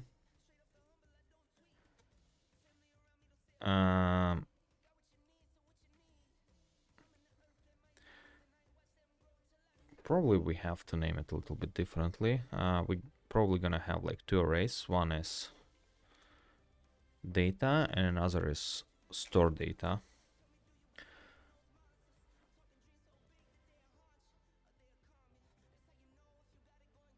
Probably we're gonna rename it from main to just add. And here we're gonna specify if the store data or entity with, oh, get store value. I forgot to specify the name of the field. If the field is set, right, then we return this value. If it's not set, we're gonna specify a store ID of 0. But for now, I think we don't care. We will create a test cases for later for that. Okay. I didn't specify enough arguments because I need to specify also a name. Okay, undefined array key 1. Yeah, because I didn't populate this array. This store data, entity ID, store ID field equals to value. Okay, now the test passes. Now I go on and create another test case. So another test case is going to be defaults to default store view if store specific value is not found. Okay, so this entity data add 1 and some data, maybe even can be empty array. This entity data add store value with 1, and then yeah, let's put actually different entity ID. So we specify 0 for field, let's say status, and we're gonna make sure that the status, for instance, is equal to 1, and then this entity data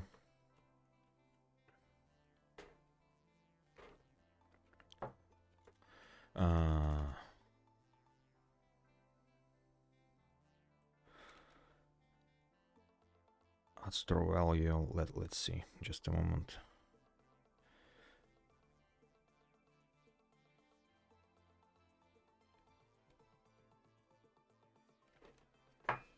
Let's think.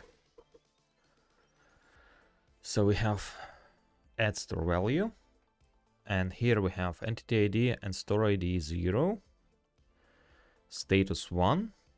Okay, we're gonna add for store ID 1 something, just as a red herring, like added 2.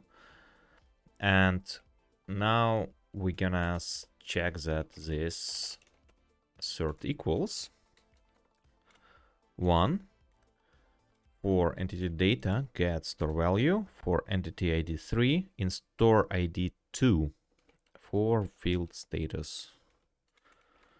Okay. And now it fails, yeah, because I didn't put any checks in place. So now we're gonna specify here store data, entity ID 0, and the field. So the test passes, and I go on to another test case. And here I'm gonna specify a test case that defaults to null when no store values provided. Then entity data get store value for entity ID 1, 2, and name, and we need to assert that it's equals to null. Okay, let's see if it fails. Yeah, it fails because it tries to do something like that, and for that one we can chain our double question mark operator multiple times. So that part is done. The only thing I think about that is missing is I don't want, let's say, to populate the store values if the main entity is not there. So let's test that case as well. Test main does not store store value. Okay, it's funny, but okay. Does not store value. Maybe we should name it. Does not populate store value when main entity is not selected. Okay. This assert equals no. This entity data gets store value, entity ID 1, store ID 2, name. However, I like specifically gonna populate this specific value, add store value 1 and 2 and name, and name in store 2.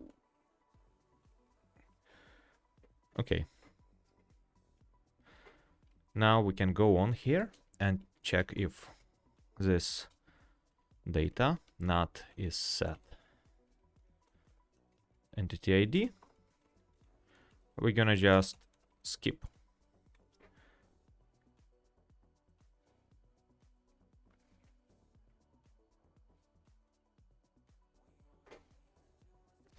Okay, does it make sense?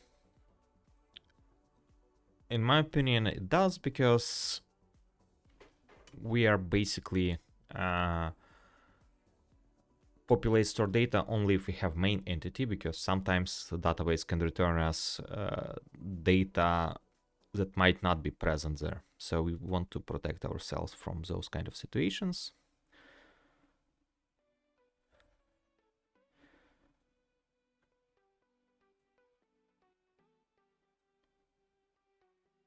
Okay, that one should be good.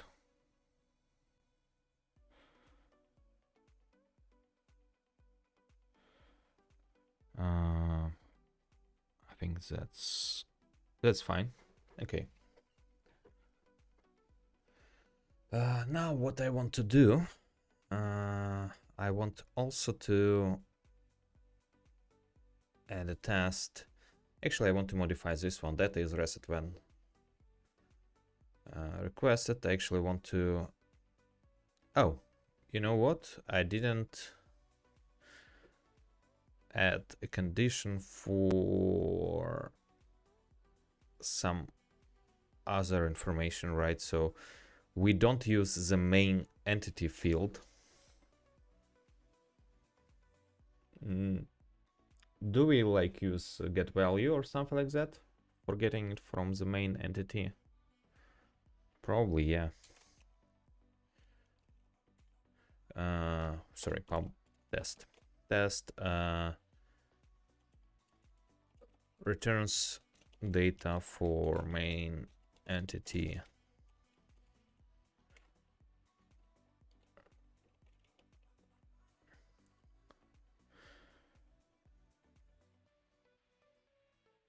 But from my main entity, we probably want to return the data right away.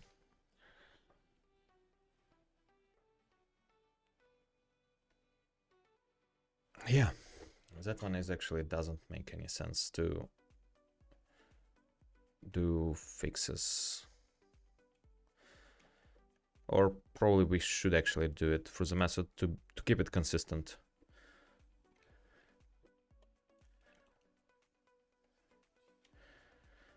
So this entity data add 1 and field, let's say level equals 2, and path equals 1, 2, 3.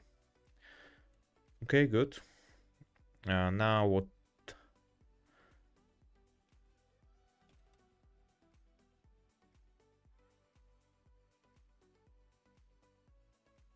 Okay, so it should be fine, and now we can do this entity data.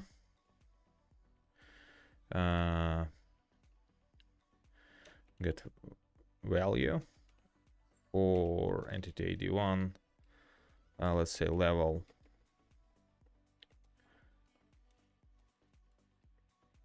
And we're gonna do this cert equals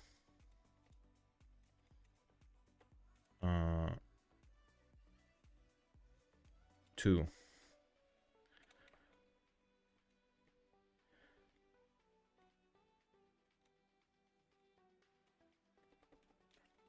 And it's going to be mixed, and it's going to return it by field name, and here we're going to specify entity ID, and we're going to return this data entity ID field, and we're going to add another test. False back to null when entity field is not present.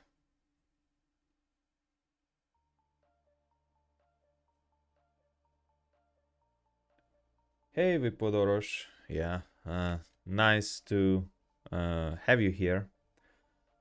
Now we have 42 viewers left, exactly as the answer to everything.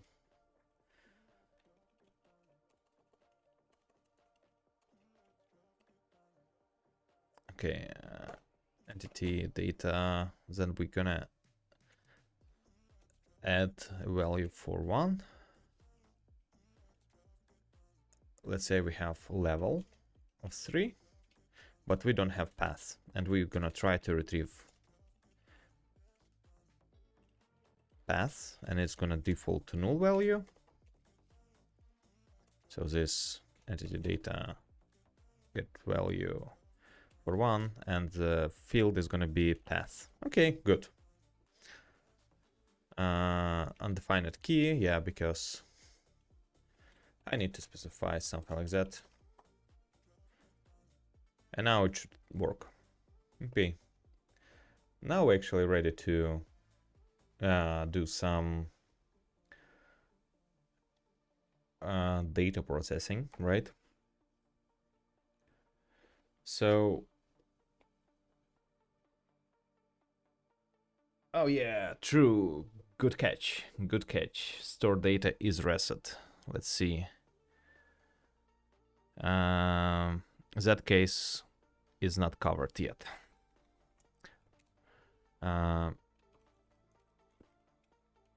Is reset when we are doing something. Okay, so let's do entity data at 1 some value. Then this entity data at store value 1, let's say 0, status in 1, and then we're gonna verify that it's equals to null when we are gonna try to retrieve it. 1 status, because we are gonna call here entity data reset before we trying to retrieve it, right? So the test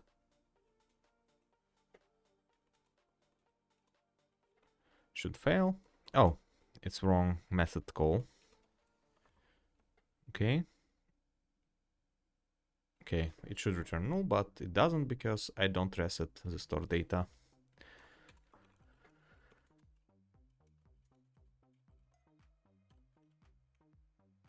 So store data is going to be an empty array as well.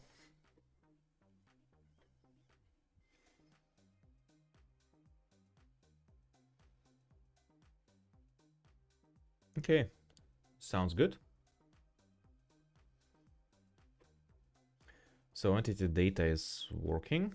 Now,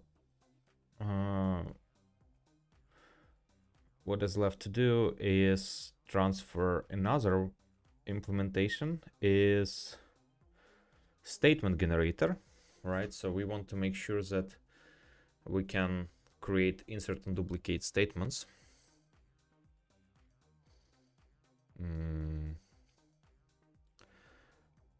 So here it is. We probably can just copy paste it because we already have it here.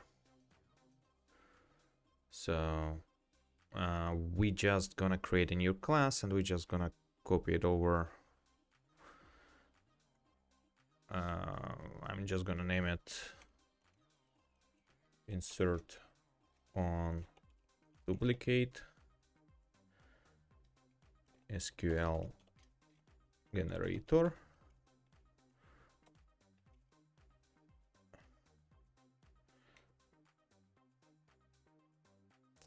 And we're gonna create a new unit test as well.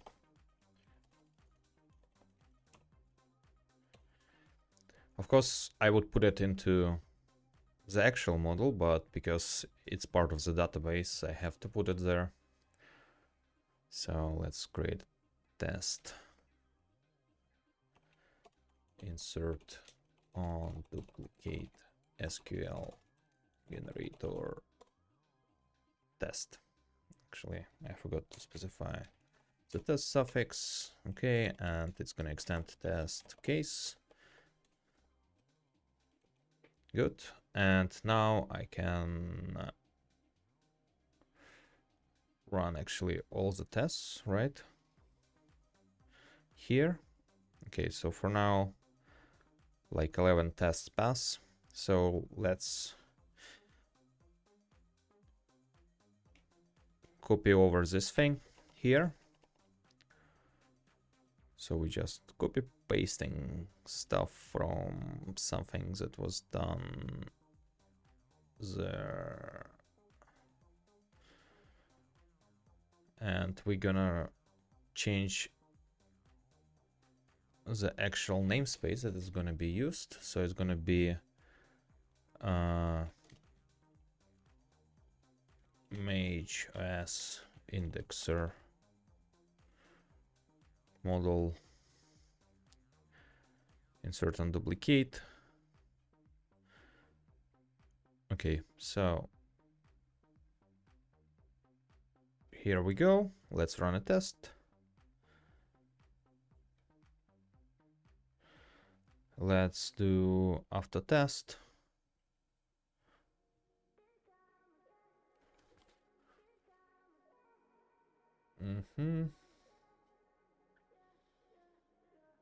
The class is not found. Why it's not found? It's here.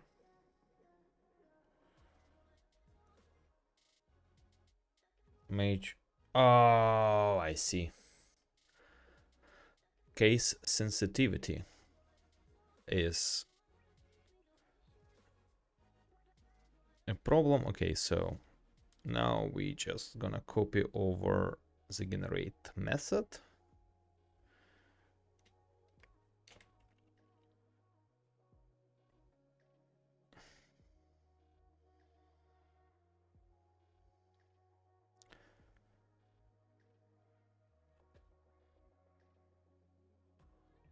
Okay, the tests are now passing because our copy paste was very successful. The only thing I think maybe we can look what we can improve here. Not really much.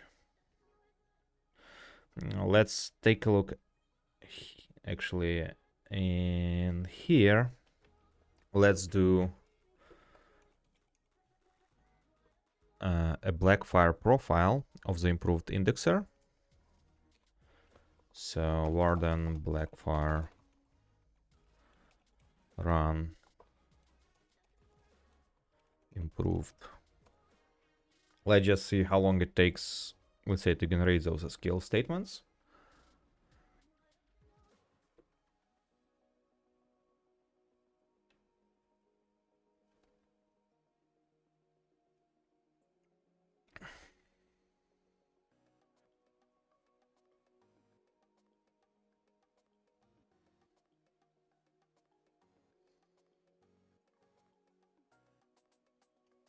Okay, so with the profile it's a little bit longer because it instruments your PHP code.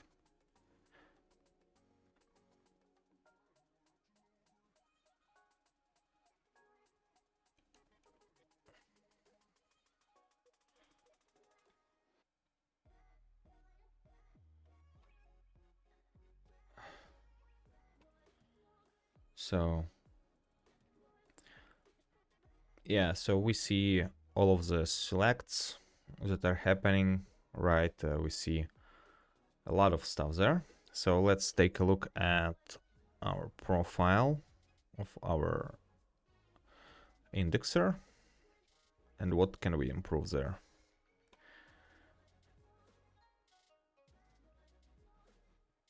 How do I make it smaller? Okay, here it is.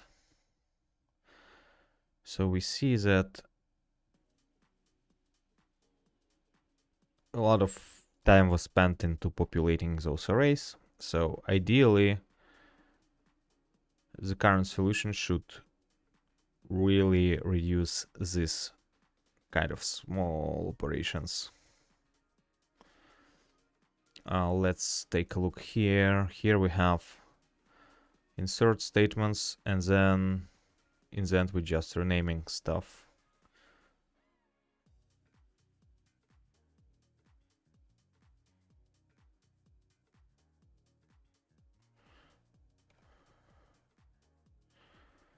Okay, so the most time is actually spent here.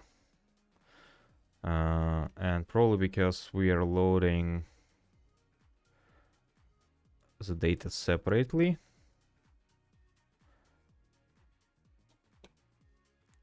But why then this one is executing only once? Wait, parse parameters? What is this?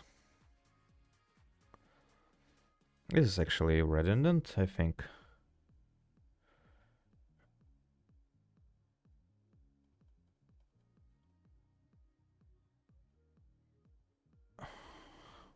Okay, so you see 1 second is spent on parsing parameters by Magento itself. Okay. This is something that we can actually improve, and now our indexer is gonna be much more faster even, our reference implementation. I didn't notice it before. So let's do that quickly to test it out. So it tells me that the batching is actually not working correctly as well, because oh yeah, I now know why it was not working. Okay, this is good.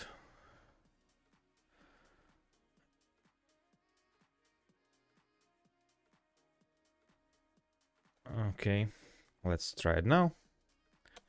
Let's see.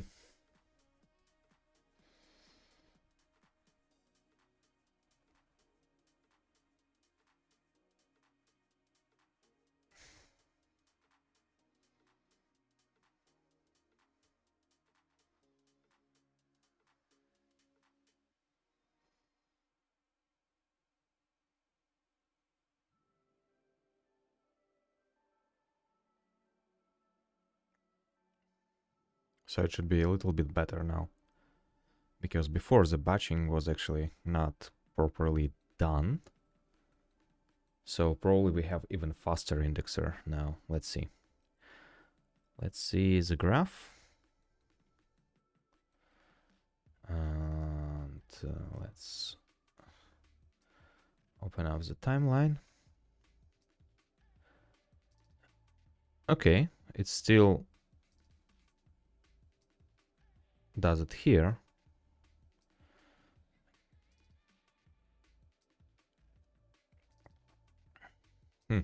Something is still not right here.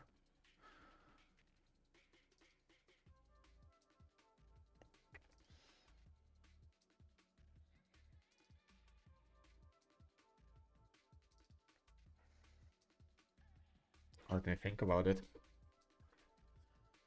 So we have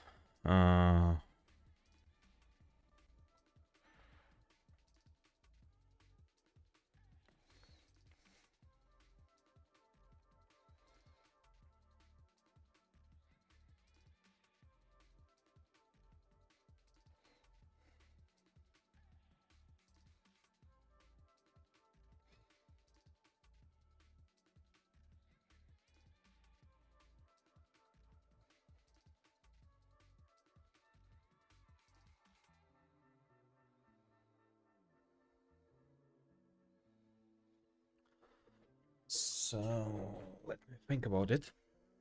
So what do we have here? We have here count of table batches by table name.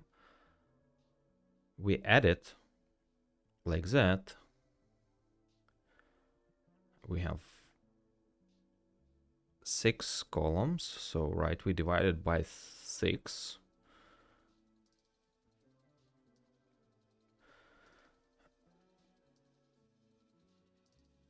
And product batch size is actually 2000. So it should go above it because we have much more records than 2000 in table batches table.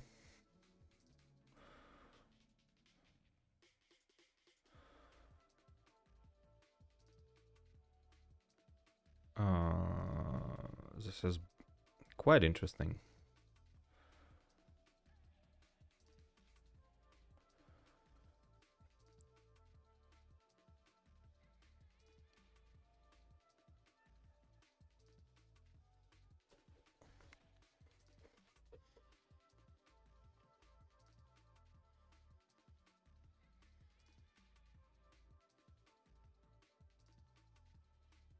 Yeah, let's just not do like that, but current rows. Let's name it.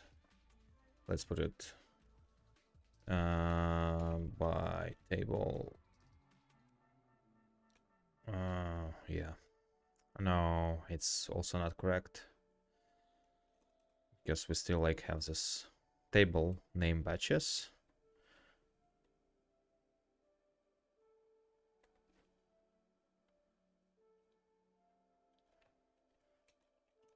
Current rows. Right, and if current rows is more than product page size, let's actually execute it without that one, because I think there is a bug lurking somewhere. Improved.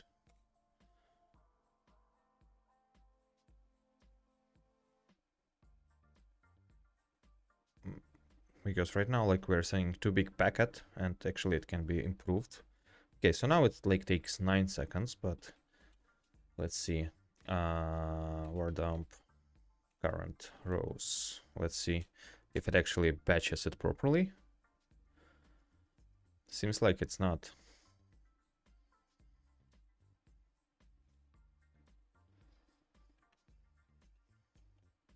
Let's dump it here. Word dump based development for the win.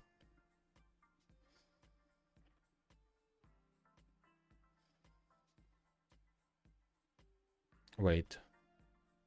It's not. Oh my goodness.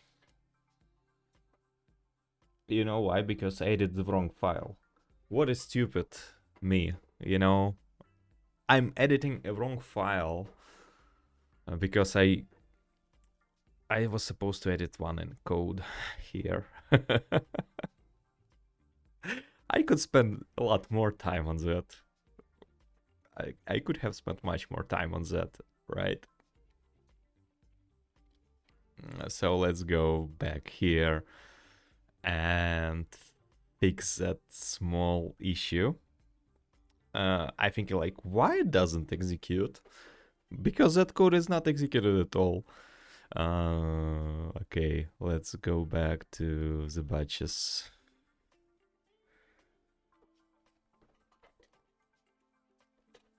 Good. Now let's see. Now it should be a little bit slower, I think. Because we are having actually more slices, right? No, basically it's the same. Let's see if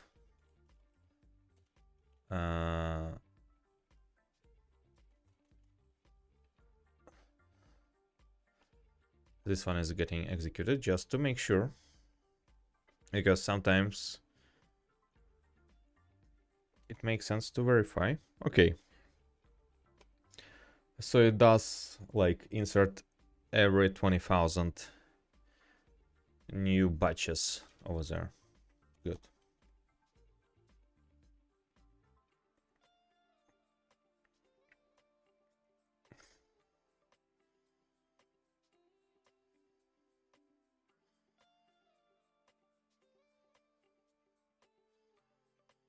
Okay, so what happens there? Why it actually tells us that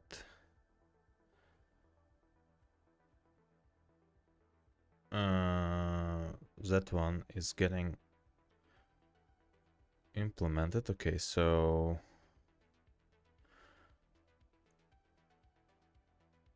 that one is getting implemented in video abstract, I think.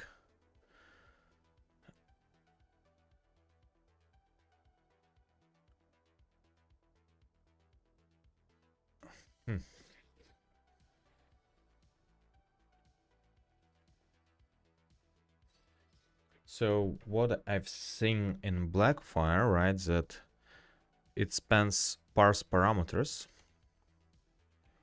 Parse parameters. Okay, so it's part of abstract one. So this one is actually we don't need at all. So we can basically cut a huge chunk of time by not executing this stupid thing, right? So what we can do there, right, we can do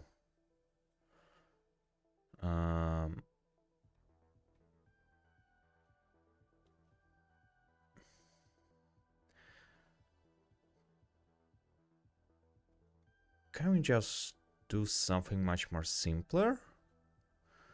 Right, can we access connection get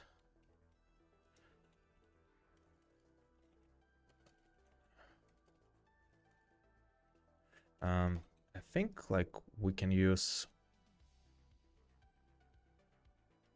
something like an actual connection there. Okay, so this get connection is actually gonna return us back a PDO object. Right, so here we are. So we can actually use a PDO object directly there. It's gonna be much more better. So PDO connection is gonna be as connection get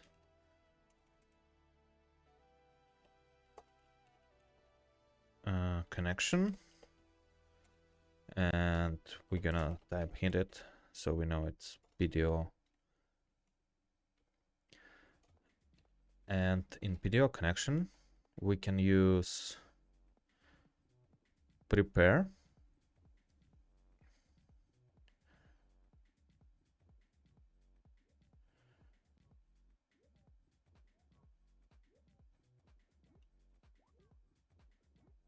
And what kind of statement we are returning back.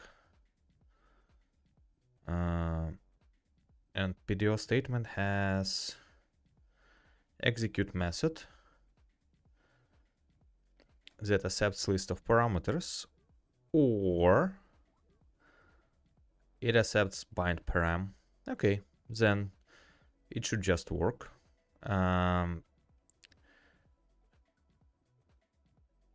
And here I think I was changing a little bit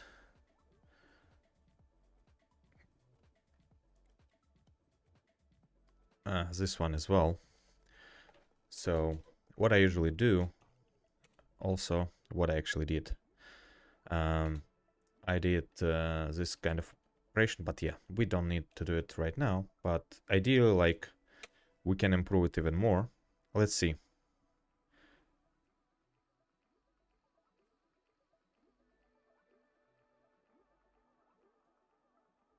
Look, now it's 9 seconds, right? Let's execute it one more time.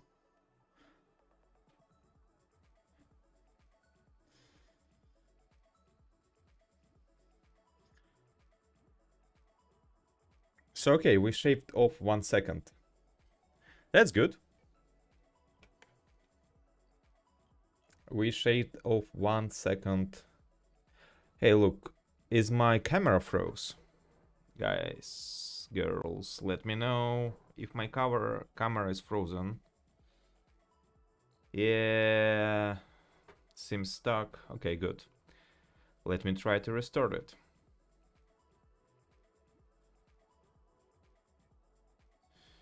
Let me hide it. And let me restore it again. Good. Now camera is unstuck again.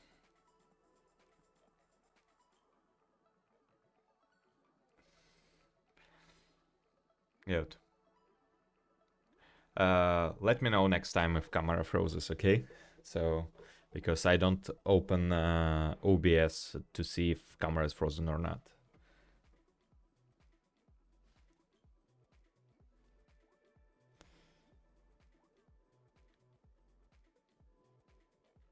Okay.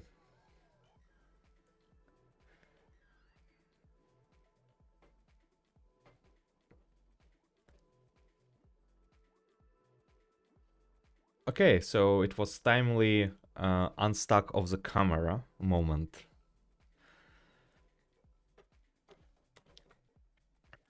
So let's see. Uh,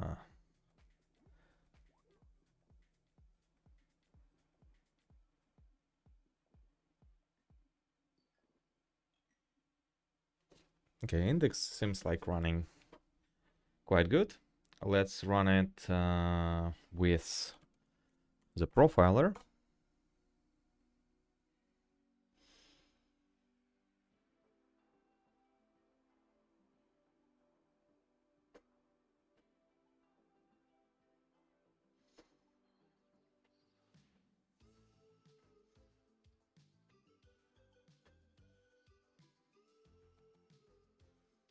Yeah, Blackfire is very nice tool for profiling a lot of performance bottleneck. It's like irreplaceable in your development toolbox. There are some alternatives as well, but the ease of use of Blackfire really trumps whatever other alternatives are offering. So let's see. Oh, look, our profile is now looking much more reasonable, right? So we see that executing an insert statement is only taking like 34 milliseconds now because it's spread over the whole indexation process, right? So we see the insert statement is really doing its job.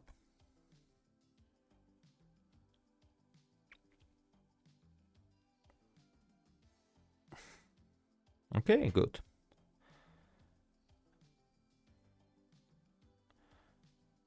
Very good.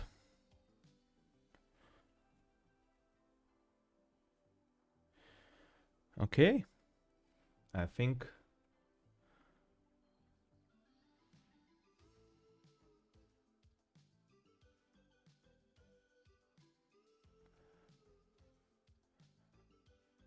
that's gonna be all right.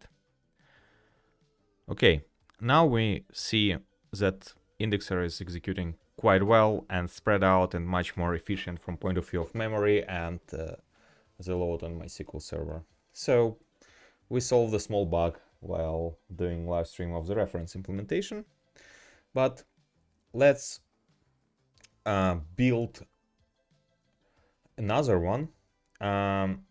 So we have this insert and duplicate statement generator, but what I want to create now, I want to create a batch processor. So it's kind of a model, a resource model, let's say, that's gonna create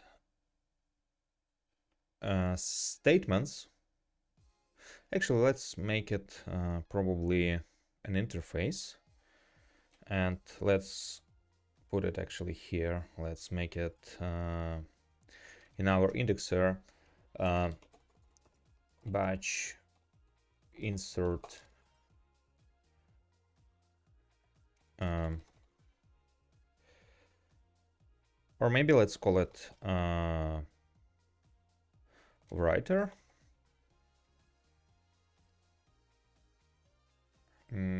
Let's maybe call it writer factory. Probably first, like, because we're gonna have like multiple writers based on the actual index dimensions, but maybe not. Let's not go there yet. Maybe let's make it simple for now. So we have writer, and writer is gonna be our batch insert provider.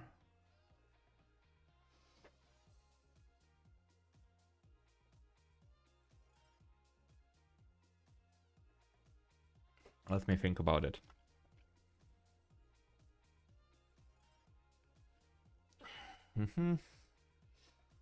So it's gonna be database writer, and there's gonna be also a writer, let's say, for something like Elasticsearch. So let's name it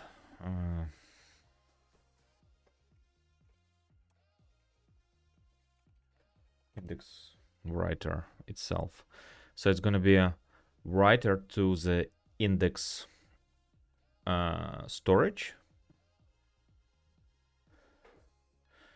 So let's name it index storage writer would be better.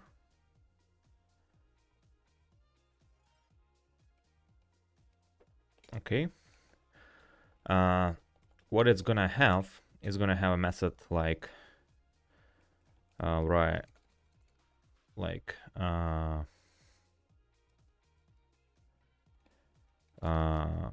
add row, or just add, and we are gonna specify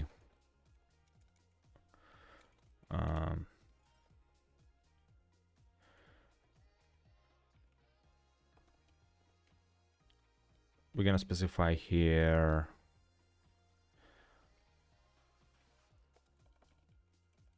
a row itself, right?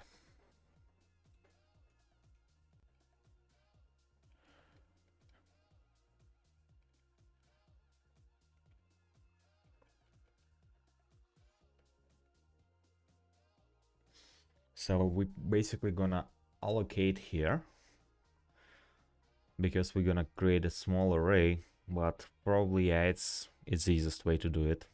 Not that big of a deal from that perspective. That's gonna be fine.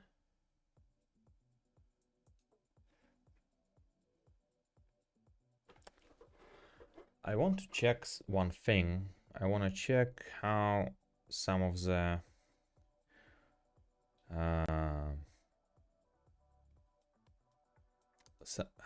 Magento implementations of indexer deal with index dimensions. Especially, it's interesting to take a look at the price, because the price indexer is one of the most dimension based. So product price, then we have the table maintainer of the product price indexer, and then it takes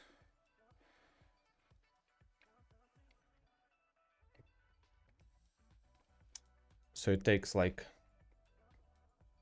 table name by dimensions, and dimensions are just an array of dimension, and it's just key value pair, right? So okay,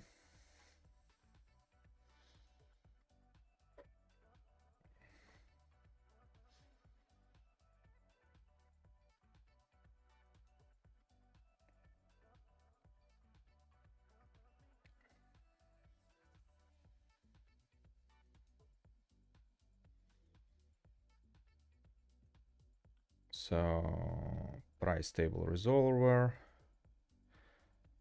filter dimensions,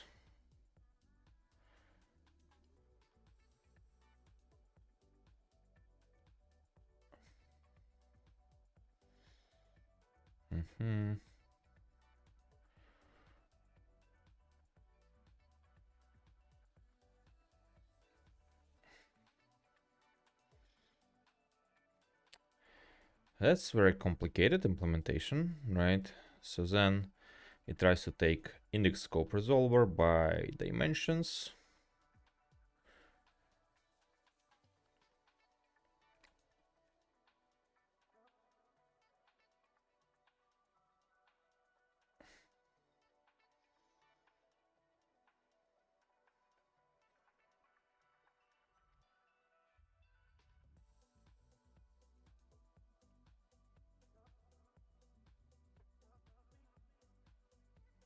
Okay.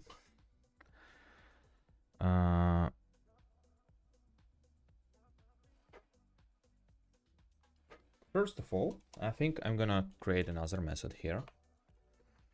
And I'm gonna say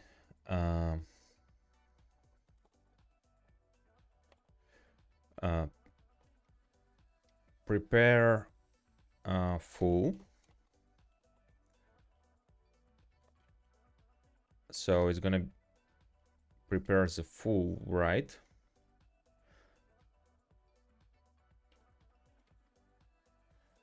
Then it's gonna add a bunch of rows, and there's also gonna be prepare partial. So we're gonna have like a couple of them, because like when we prepare full, we need to create a new one, but maybe it should be not part of writer, right? It should be part of different implementation itself, because index storage itself is gonna be created by factory, and then factory can create either a partial writer or a full writer. So we can abstract this away. And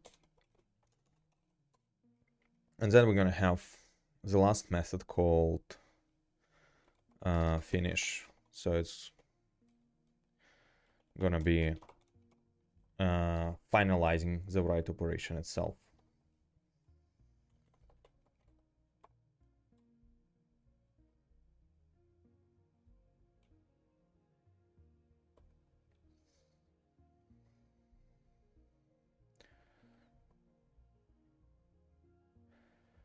Okay, I think that's good enough.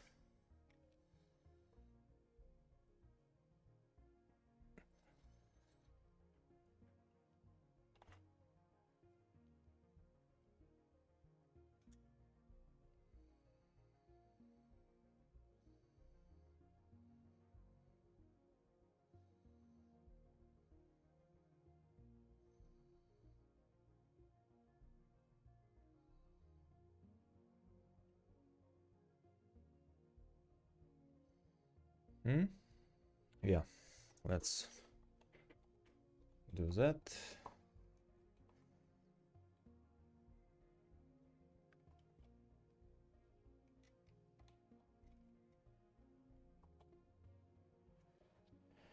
And apart from that,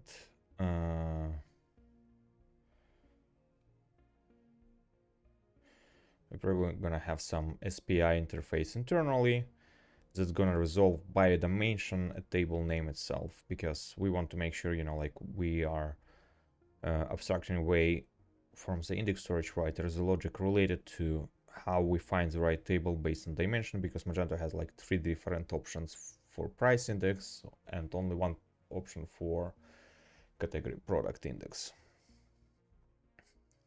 Okay, add and finish.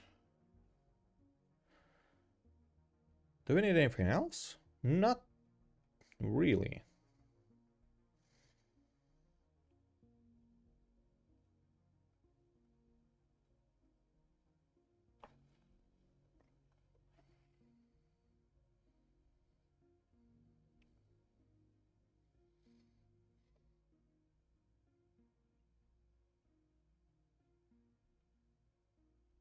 Mm.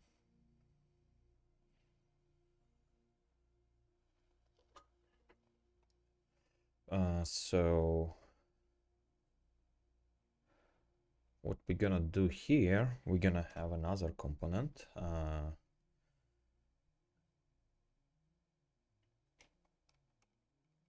Probably what we're gonna rename it now, we're gonna rename it into API itself.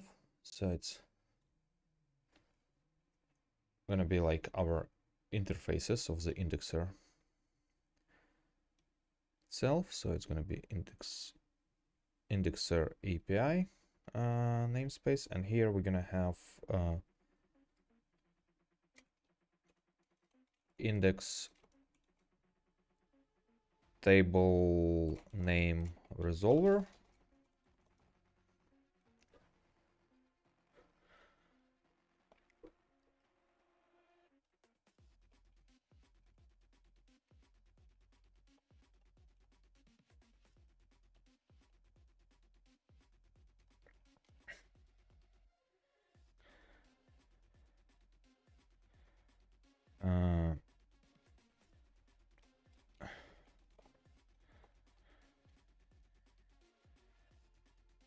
Let's say index storage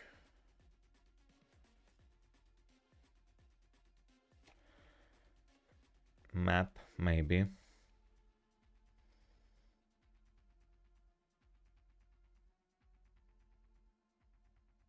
yeah, better name it something like that, and not an class, but it's gonna be an interface. And what's it's gonna do, it's gonna return us back um,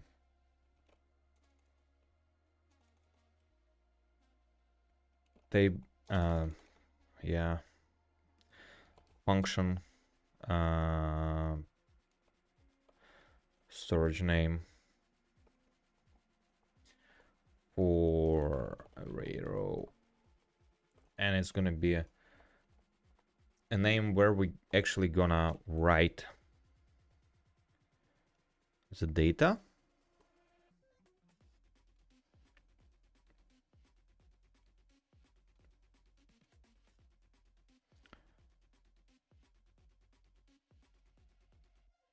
So that should be good.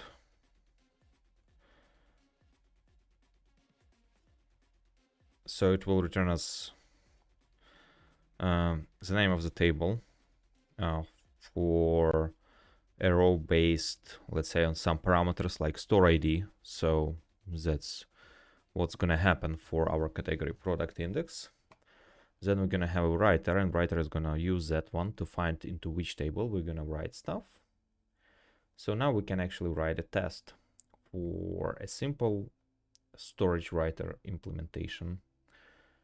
So let's say batch table batch storage in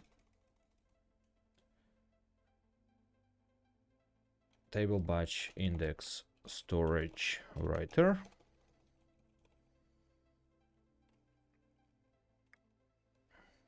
Good. Now I can specify here that I'm gonna use as an argument a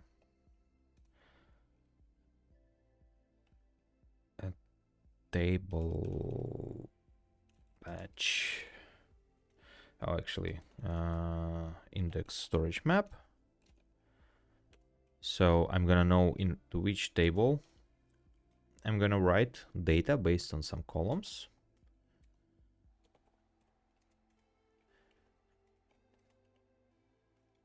And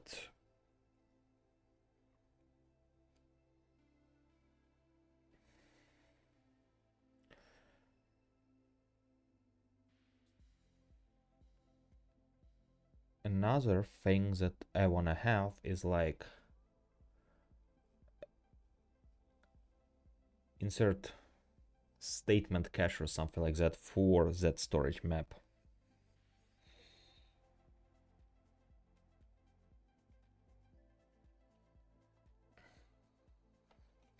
So we're gonna have insert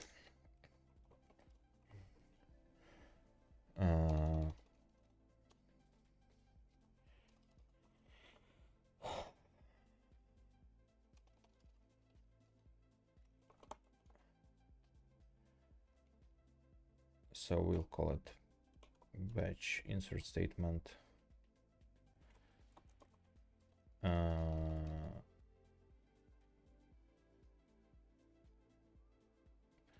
yeah, batch insert statement generator probably, or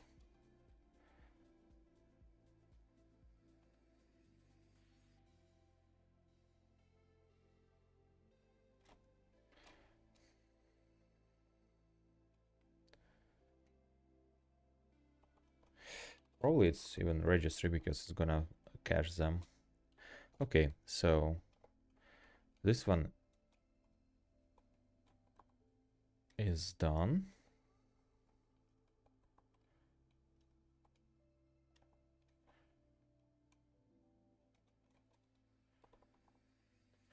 What I don't like yet is that the storage writer, right, it's gonna have a table here, but probably we can change it a little bit for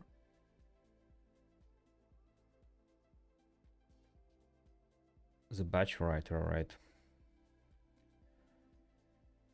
How expensive is going to be actually to iterate through all of the columns? Probably not much. So we can live with it, I think. Okay, so here we're gonna have storage name, storage writer.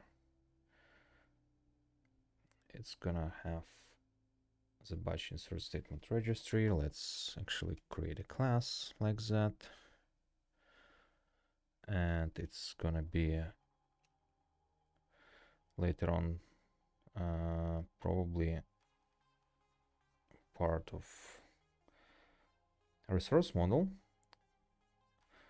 But here we're gonna say it's gonna be an interface.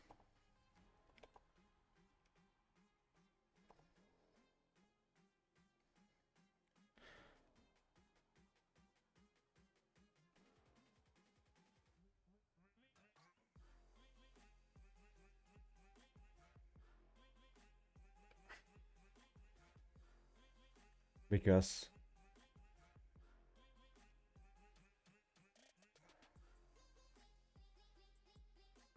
because we're gonna do some stuff related to the statement execution. So what we're gonna have the batch index storage writer. So the register is gonna have function has function like has statement for int batch size, and if it doesn't have it, it also should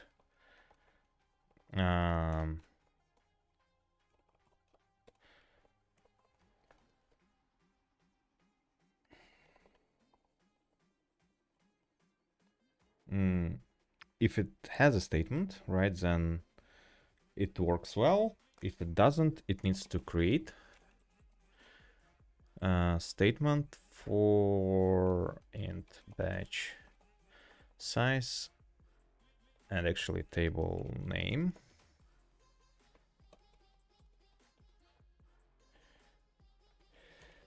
So we're gonna have string table name and in the batch size.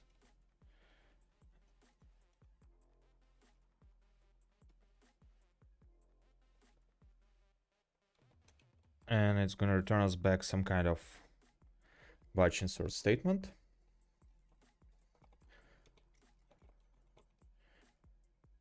Oh, actually, we can just use something like void, because then we're gonna specify execute statement string table name int batch size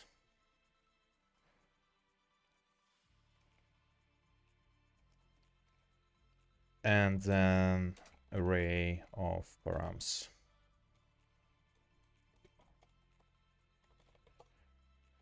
So we're just gonna execute that batch insert statement.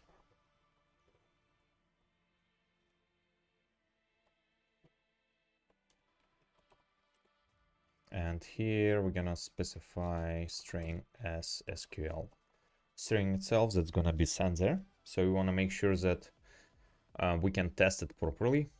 So we create a statement and then we execute a statement based on those parameters.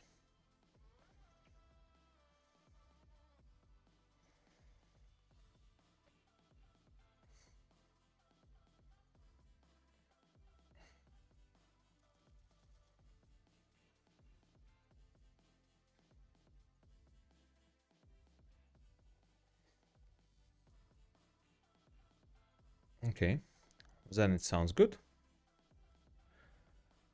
Then we can actually test it separately. So we want to make sure that our storage writer can actually use this batch insert statement registry. And then we can verify how many statements we have, and we can actually do some operations with it. So let's also create in our test. We're gonna create a fake object in order to test this implementation itself. Fake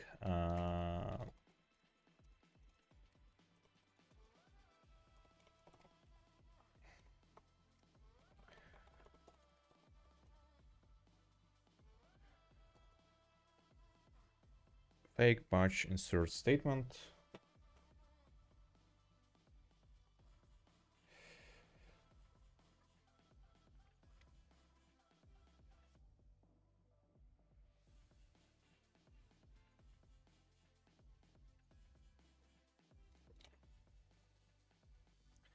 So why do we have this fake registry? Because we want to be able to test our batch processor without actually invoking a real database.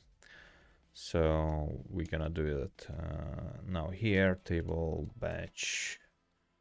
Oh, sorry, batch insert statement registry, add method steps,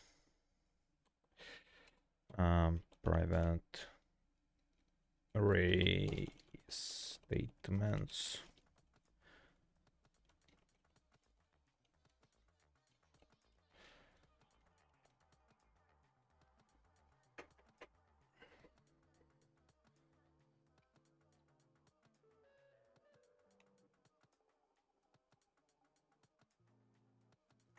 So what will return is, it returns is that this statements table name and is set, then this statements table name batch size equals SQL.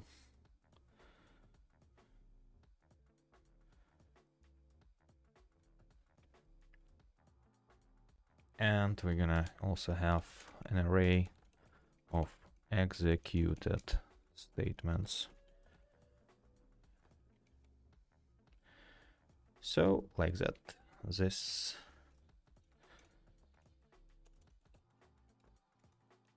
equal to executed statements, table name, and batch size of params. Okay, that should be good. Good enough to make it working. For now, test pass because I didn't test anything yet. So now we can do an actual test of table batch index storage writer test. Extends test case. Okay.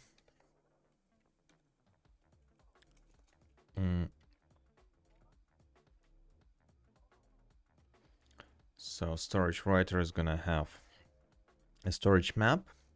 So that one we will use an interesting technique called self stub. So we're gonna do index storage map implementation based right away on a test itself. So we're gonna return storage and row store ID. So that's gonna be our denominator. And what we're gonna do now, we're gonna do a test, and we're gonna test that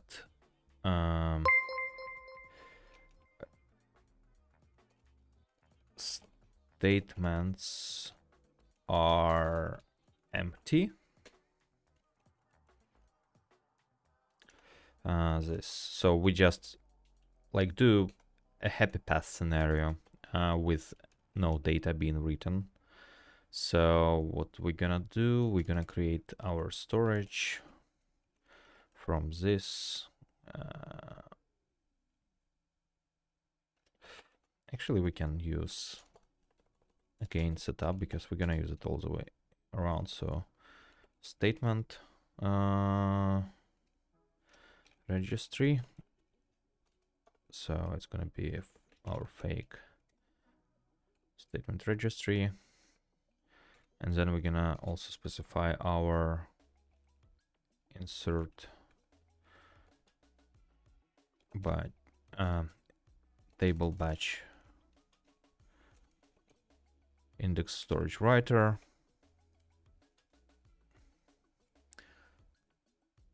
Right. So what we're gonna do here, we're gonna verify the statement registry cert equals new fake statement registry. So it's basically should be empty. Or wait a second. No, not really empty. Right, we want to make sure that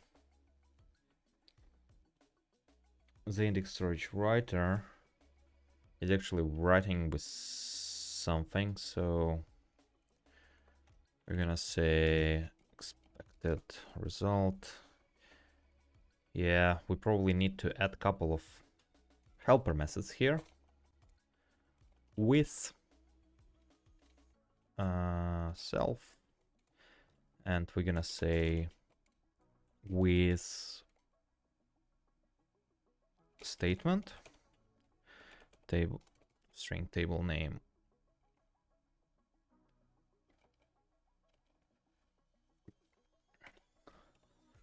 is gonna return self, and it's gonna clone this.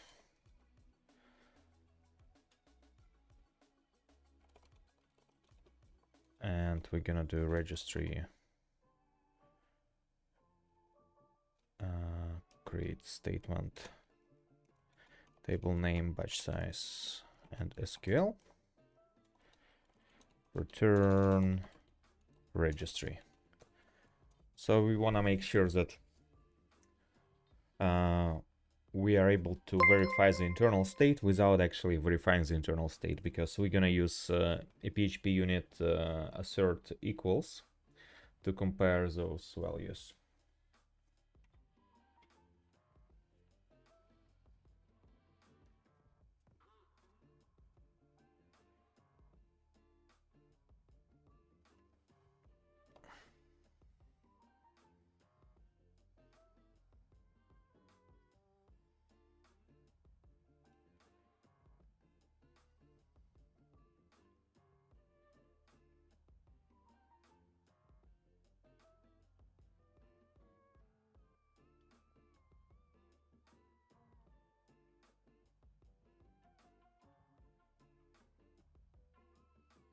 Okay, that's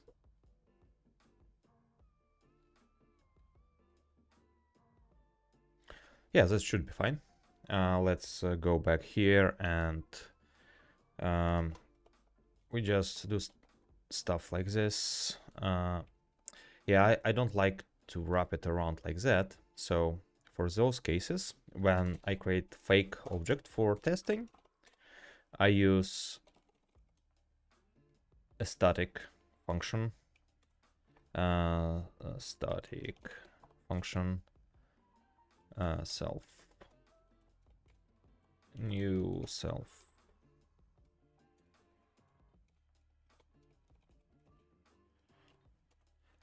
All right, so I don't use new operator here, because then I can chain it. You know, like I can use create, and then right away I can use something like with statement, and I can say that for the table names storage 1 let's say oh yeah, it's interesting. How do I specify it?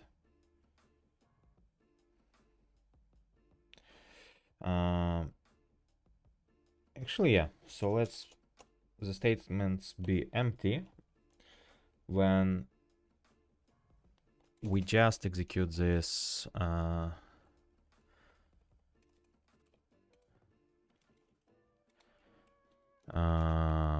yeah, protected function setup. And here we're gonna do this table.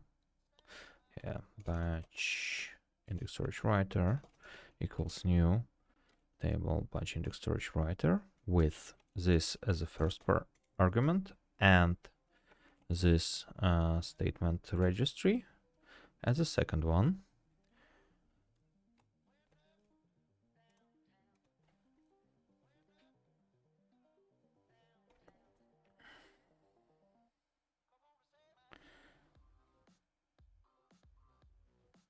So statements are empty when nothing is written to storage, right? So we don't create any empty any statements if storage is actually empty. So let's see. Must not be accessed. Oh yeah, this statement registry new table index storage writer. Oh no, not writer. Sorry, fake batch statement registry. Here we are. Probably we can just use create.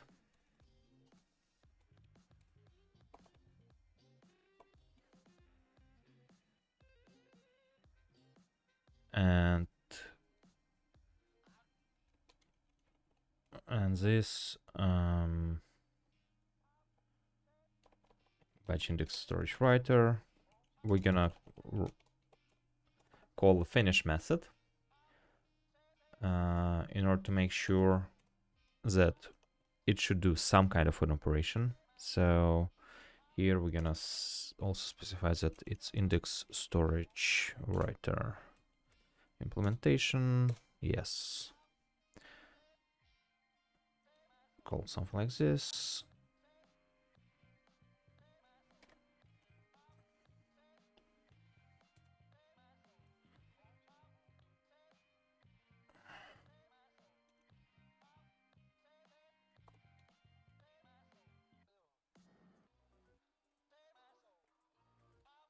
So it finishes writing.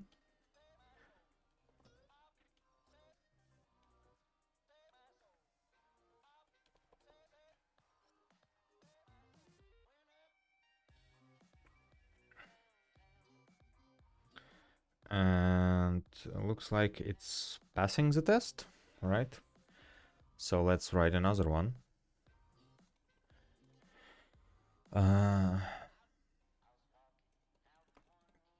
Creates store statements on first store specific record in index.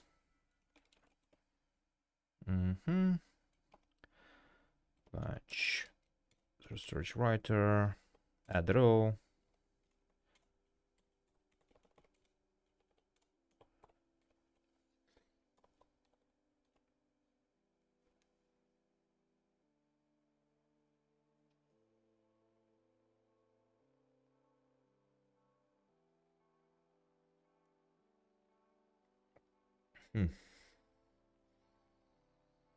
Interesting.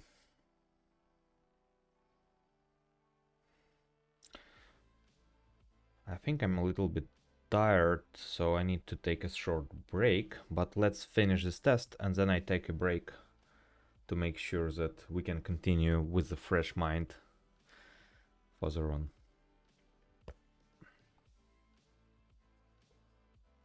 So we add an item to the storage writer, and yeah, I specify like store ID here, 1, and let's say then a value, let's say visibility of 4, let's say entity ID is gonna be, or product ID is gonna be 1, and category ID 3, something like that.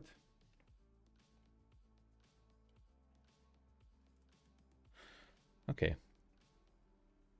Now, let's see if our test's running. Okay, let's rerun that. Okay, so this is good. This test didn't perform any assertions here because I didn't test anything. So now I need to verify that this statement registry equals to something. So assert equal, yes, this assert equals make batch insert statement registry create with statement for, let's say, storage, yeah, storage 1.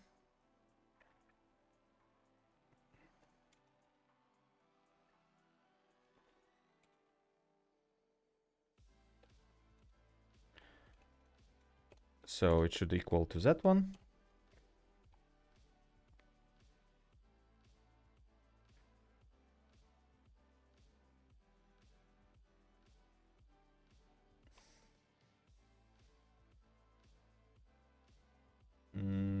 Oh yeah, it should be, what should be the batch size?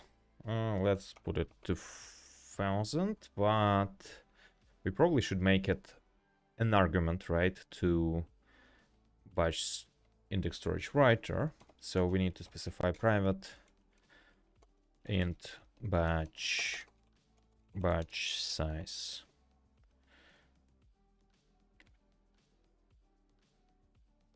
Okay, now our constructor gets bigger, so let's put it here 2000. So we make sure that too few arguments passed. Okay, one more thing. Some SQL. But what kind of SQL are we gonna use there, right?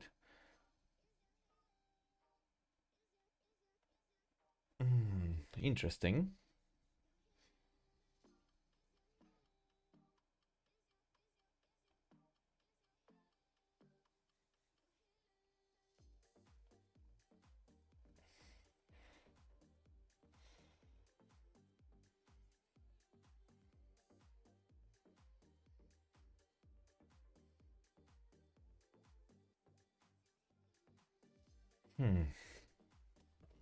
That's interesting.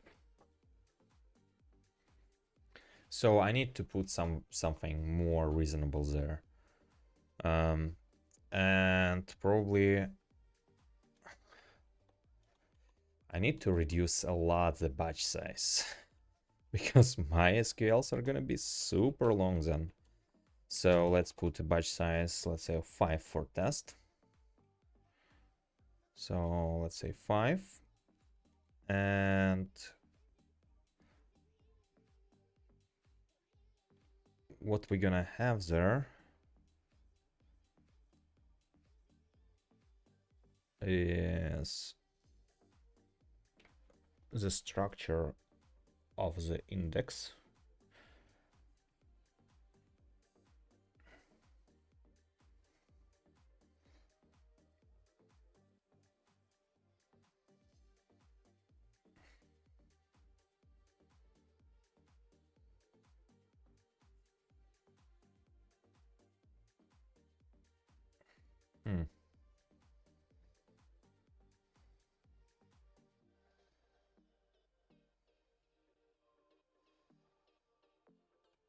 So I think I'm gonna create another interface.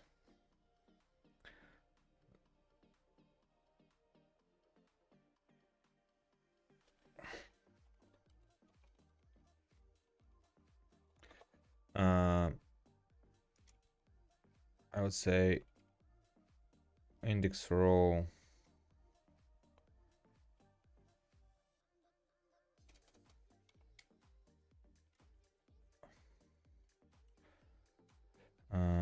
or index structure maybe.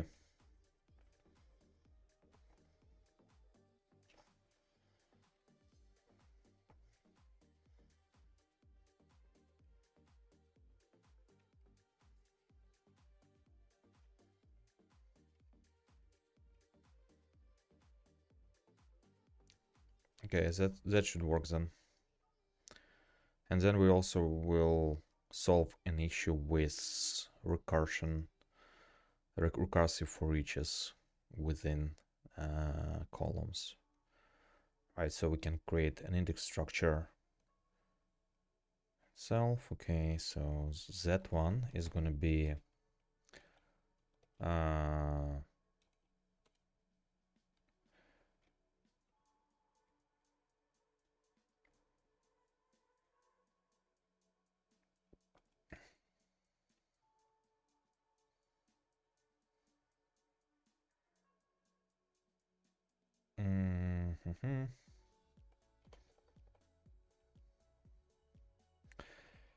what I will call it index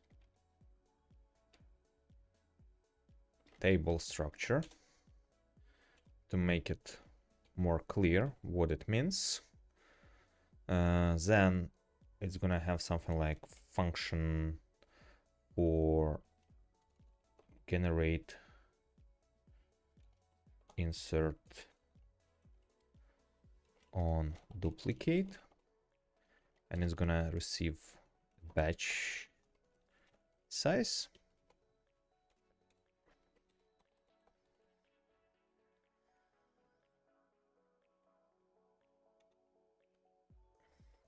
And then it's gonna have another function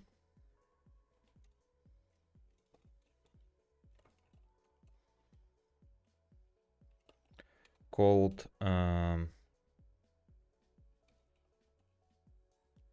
append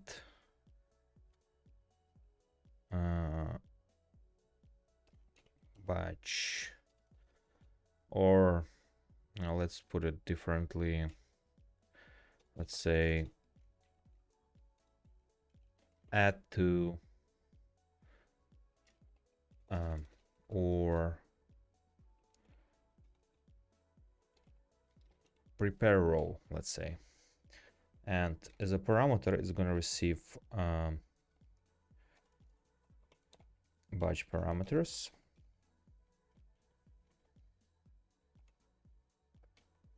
As an array.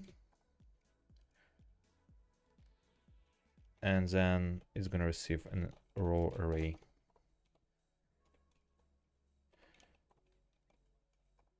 So why don't we pass around the batch parameters and return it back? Because we don't want to introduce array copies. So it's the only valid use case where we're actually gonna use pass by reference in PHP. So then index table structure, and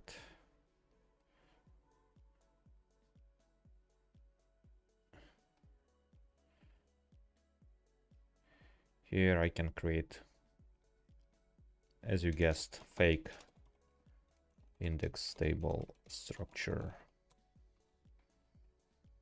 It's just to facilitate testing, so we make sure that our indexer components are well tested where it matters. So we have index table structure.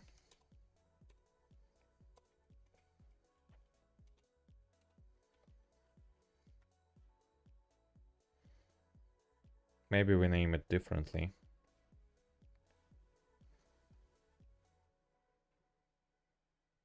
But for now it's fine. So what we do here, generate insert on duplicate. Um,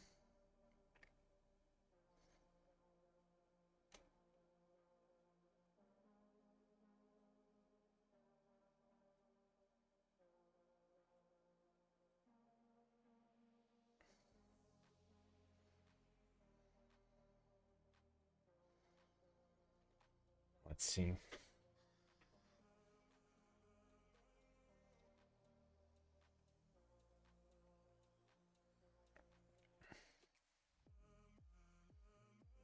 Mm-hmm.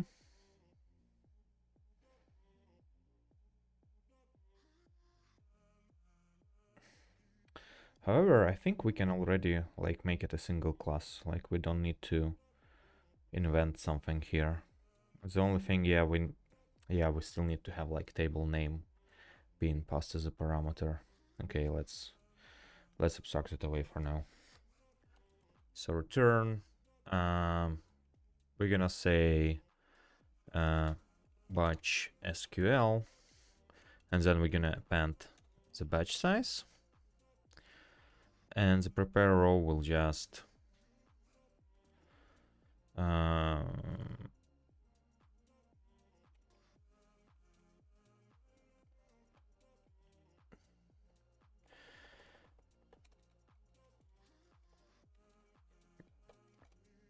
just actually do this thing. So the batch parameters will just receive back the row itself.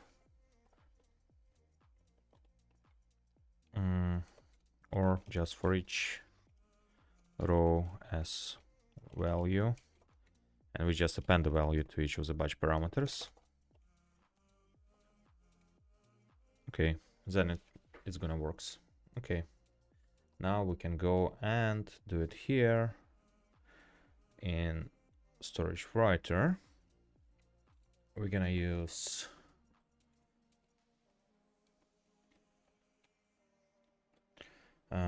here as an argument, we're gonna use private index table structure.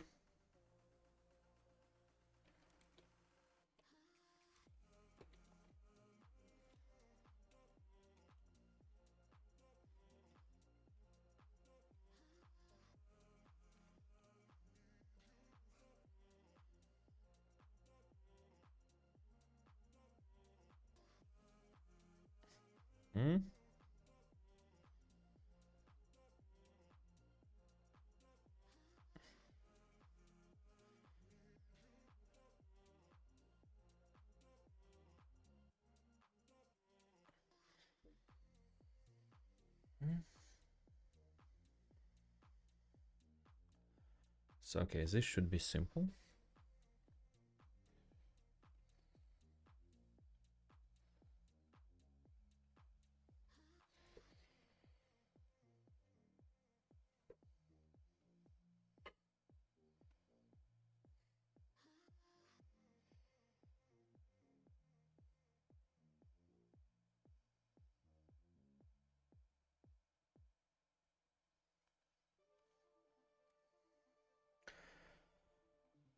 Okay, I think I just need to specify it here. New fake.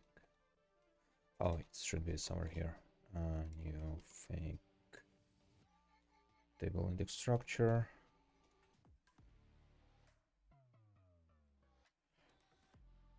Oh yeah, it should be here.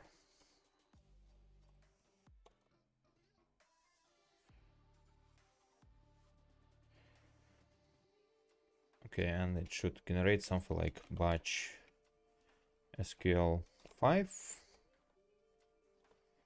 Let's see if it fails or not.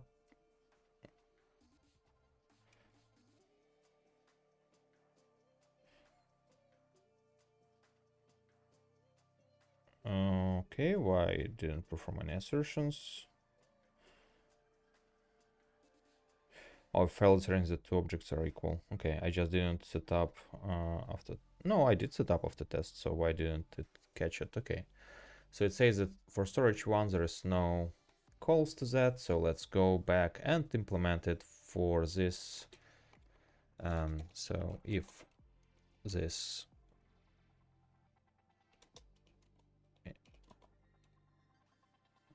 not has a statement. The first of all, table name is going to be this index storage map of row. Then we're going to check that it has a statement for the table with the batch size of this batch size. So if it doesn't have, then it should create a statement, table name, and this batch size. So it should, oh yeah, with this index table structure, generate insert on duplicate for this batch size.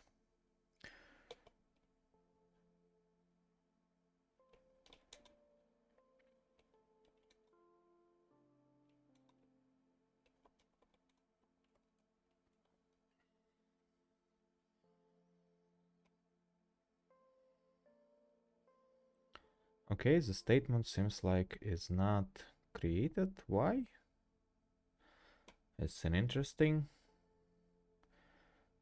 question. Let's take a look at the add method call, and let's see if our breakpoints is gonna tell us what's going wrong there.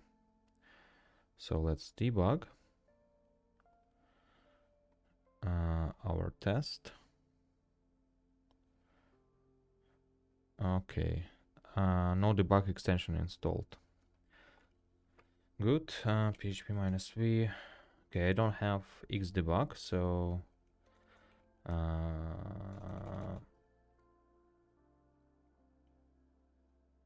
do I want to risk it with updates that are pending? No, I don't want to risk it with updates that are pending. Okay, so ignore all, but install PHP xdebug. Xdebug.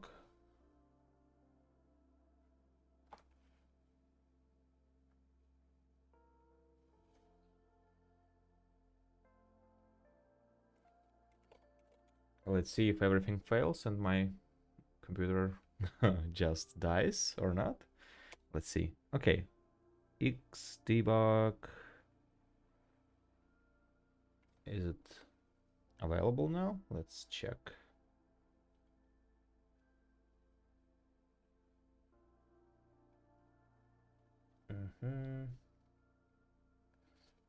Xdebug.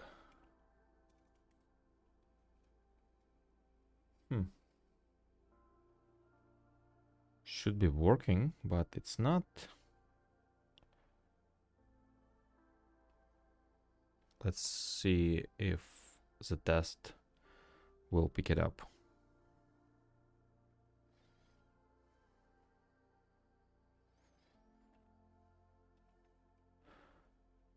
Okay, let me try.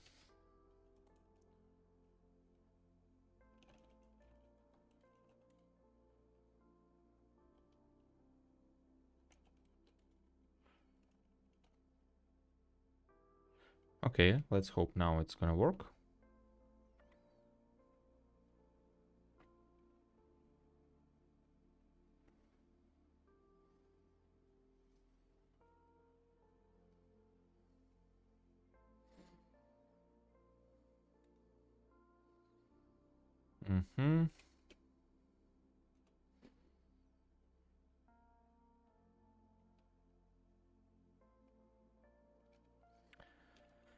I need also to modify PHP.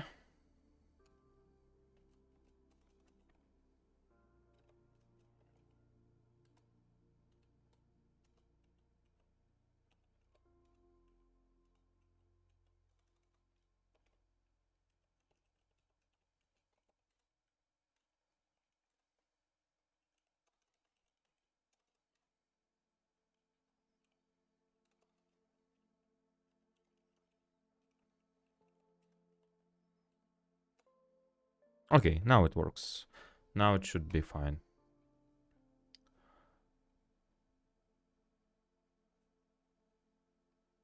Okay, so row is there. And let's step over. Okay, go back.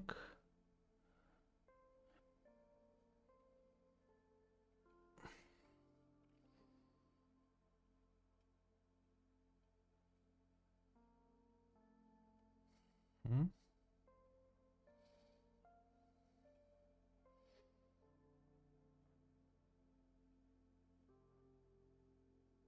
Hmm.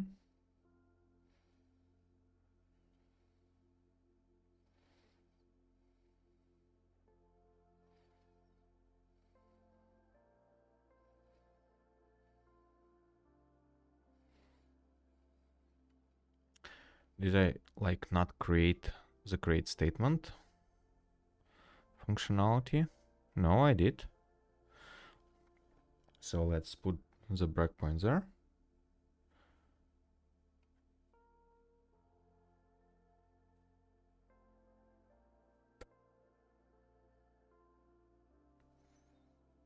Hmm.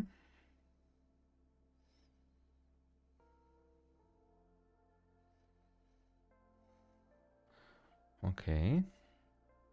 Step over, and what's the result? Array is there.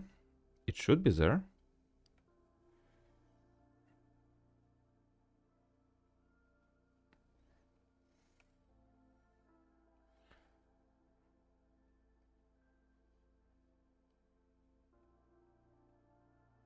Oh, it passes, but why it didn't pass that time?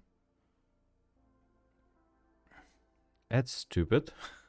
Okay, but now I have Xdebug installed, so that's good news. Okay, so I finished the test, and now it's time to take a short break. So what happens here, for now, like we have a test that verifies that a statement is getting created as soon as the first record for that store view is added for the batch size that we expect.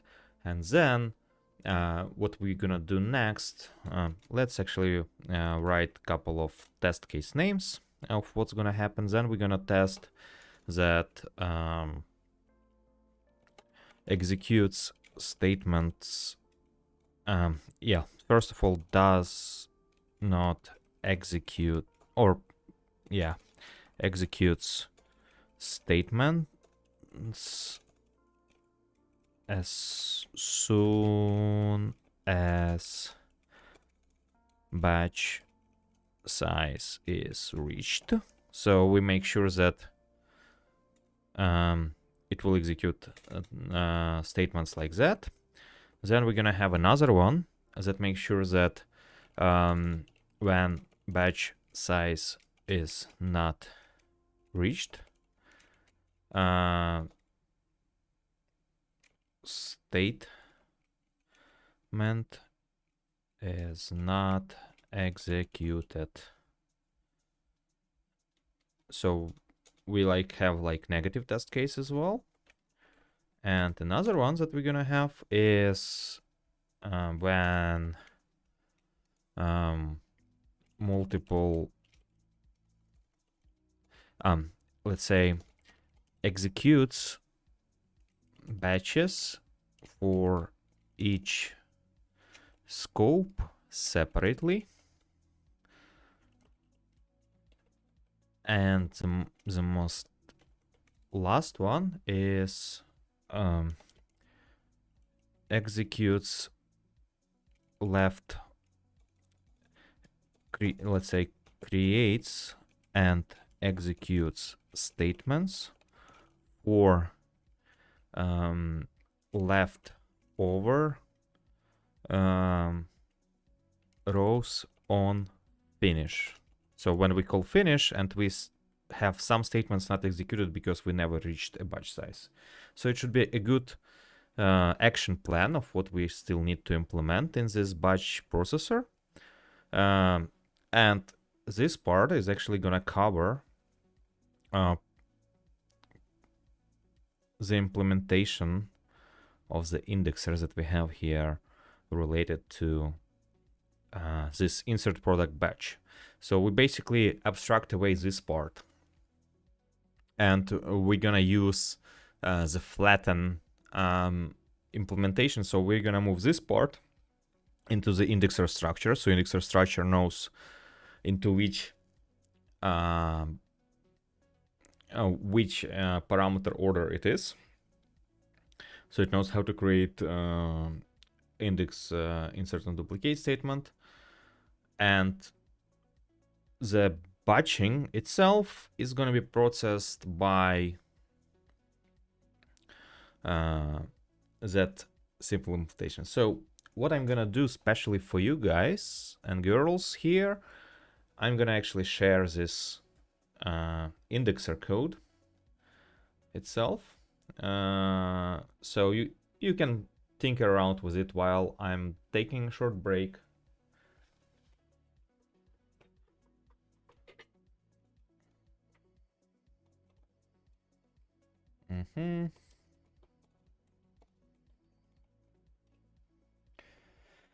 Index proof of concept from training TGZ, and it's gonna be our app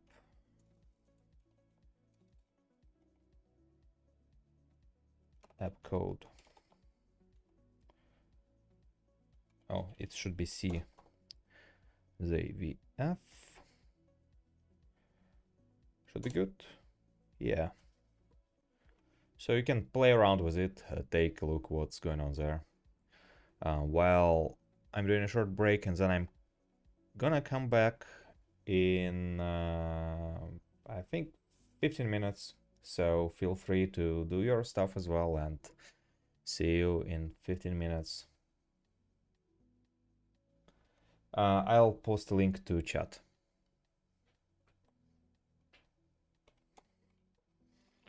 So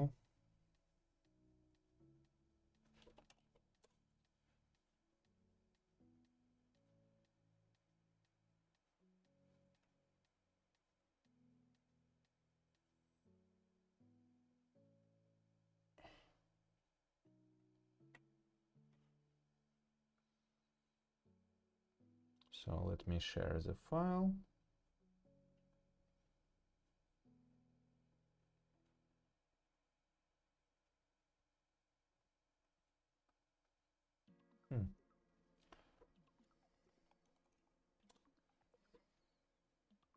I think I'll put it on Dropbox.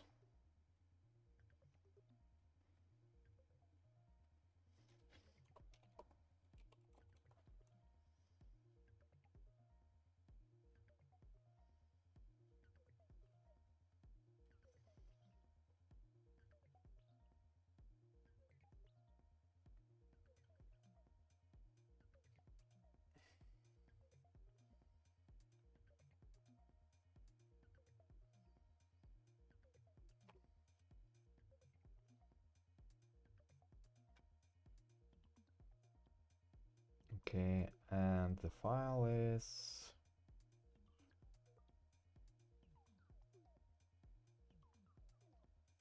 somewhere over here. Let me see.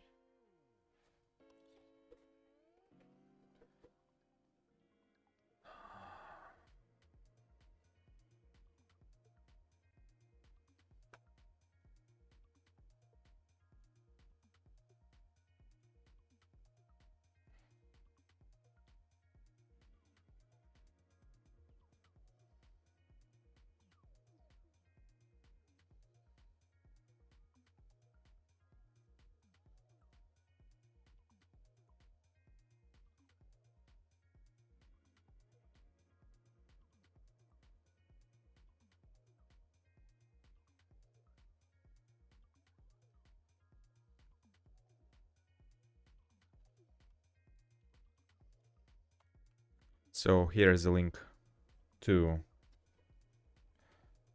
an indexer implementation that you can tinker with.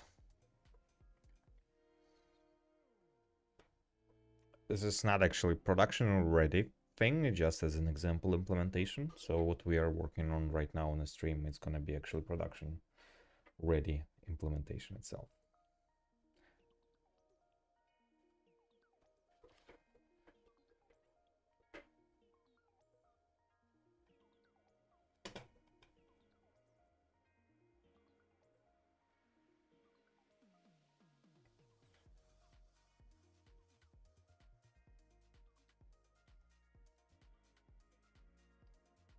So, okay, great.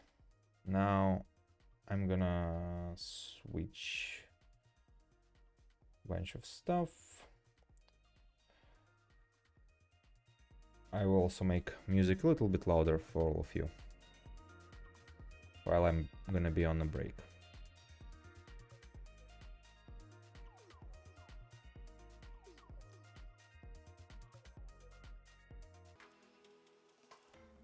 Hello back. I'm here now. Let's make music a little bit less loud. How was everyone? Did you tinker around with the indexation itself? Did it work on your setups?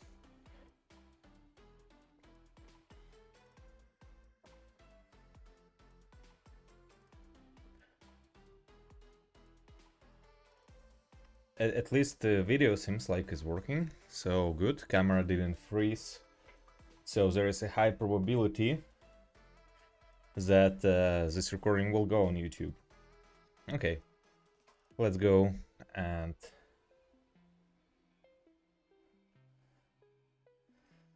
let's see. Where did we stop? We stopped on these tasks that we need to fulfill. So first one is execute statement as soon as batch size is reached, right? So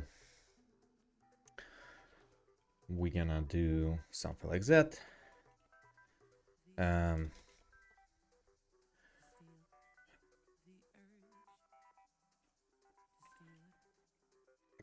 Actually, we need to add one more method as a helper for us to make sure that it executes the statement itself. So let's say we have execute statement with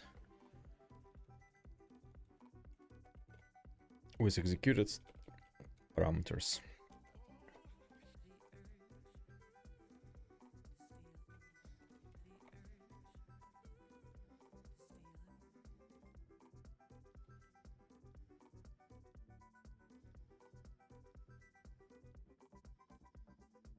So it should execute statement with parameters. Good.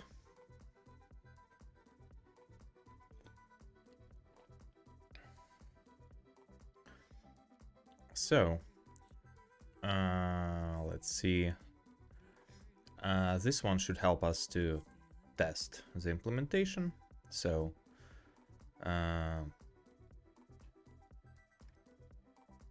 let's do execute statements as soon as batch size is resized. So this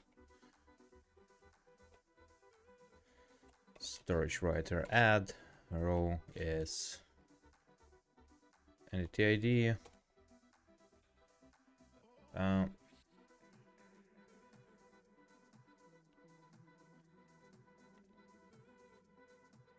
One store ID 2. Yeah, let's do 2, and then value or visibility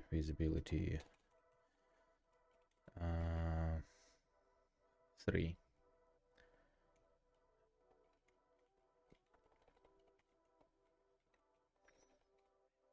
Because we are gonna add multiple of them. Right, so let's make it a simple one-liner.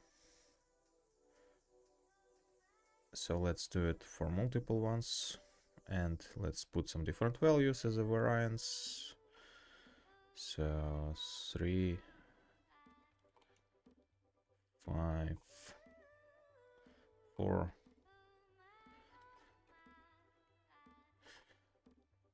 and 5, 2, 1. Good. And now we also gonna do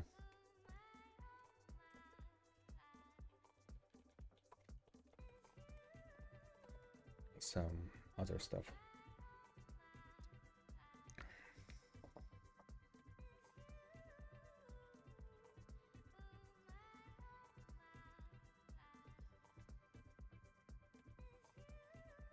Hmm?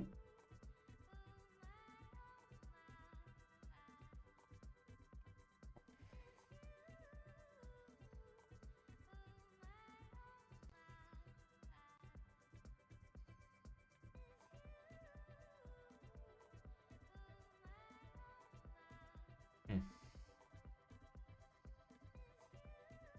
I think, yeah, here it should be 6, 7, 8, 9, and 10. So we just want to make sure like we cover 2 batches so we don't like write too many tests. So this is our execution phase. It should do 2 executions behind the scenes, so we need to make sure that our statement registry assert equals to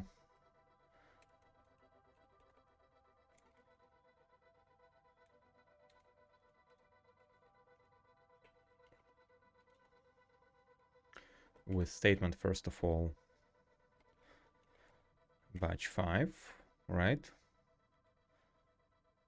for storage 2. So for the second table with a batch size of 5 and the scale should be like that. Then we make sure that with executed storage 2, batch size of 5, and it's gonna be 1, yeah, it's gonna be 1, 2, let's see, 1, 2, 3.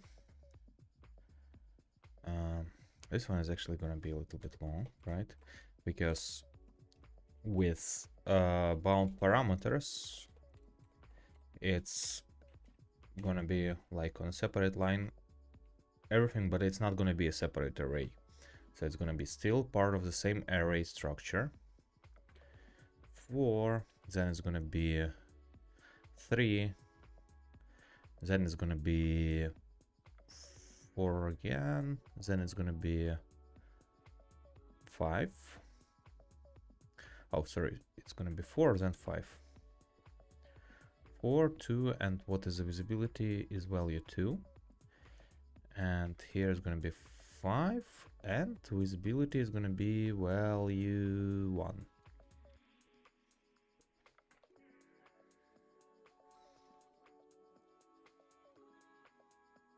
Oh yeah, it should be stuff like that. And one more executed statement for now for 6, 7, 8, 9, 9, and 10. And then we're gonna have a 3, 4, 4, 2, 1. 3, 4, 4, 2, 4, 4. Oh, so the same. Okay. Let's see.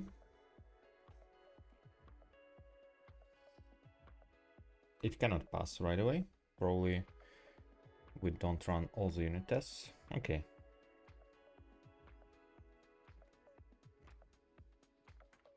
Oh yeah, because it should be batch SQL. Okay.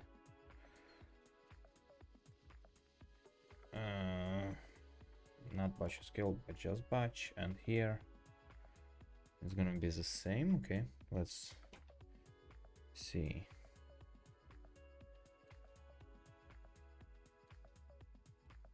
Okay, then I don't get it.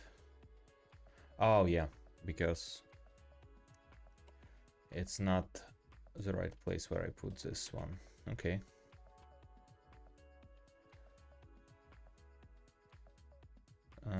Okay, the statements are not executed, so let's do that. Let's implement that statement execute. No, don't do that. I by mistake made a lot of stuff open. Okay, so let's see. We have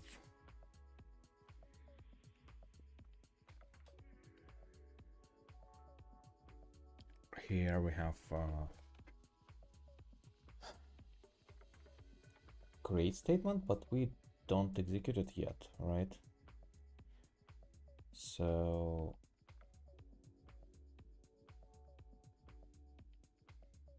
we need somehow to maintain it, right? So we're gonna have a private property here, private rows, something like that, right? Or batches.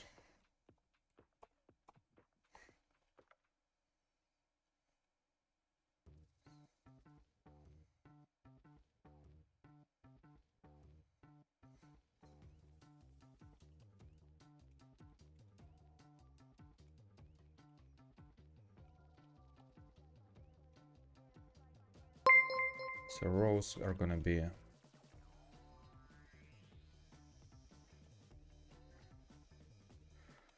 equal to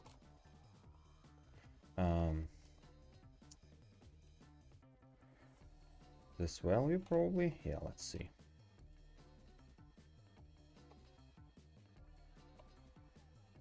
This batches rows table name.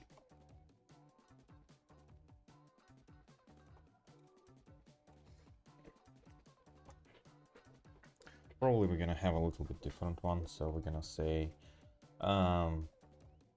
parameters per table, and or just call it parameters, and then we're gonna have a current batch. Let's make it 0, and we're just gonna increment it with every single row. This current batch.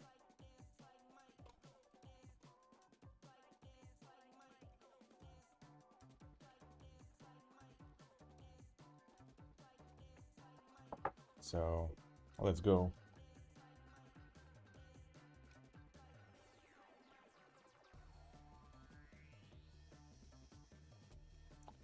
So we add a current batch.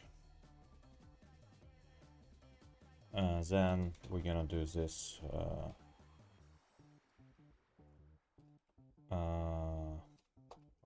parameters, right? And we're gonna use this index storage map. Oh, not storage map, but index structure, table structure, prepare row with batch parameters and row.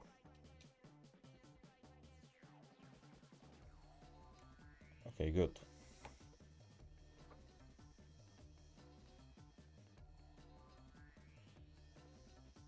So now what we can do, now we can check if this current batch equals this batch size.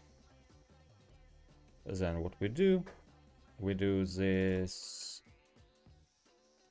current batch first of all equals to 0. And then we also do batch statement registry execute statement with table name and this. Yeah, let's use current batch. Let's reset it afterwards to 0. And here we're gonna specify these parameters. Okay, it should pass the test.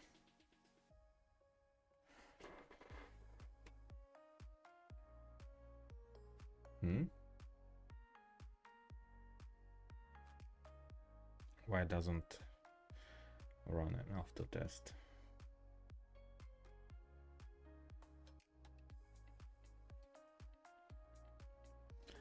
Okay, what's the problem?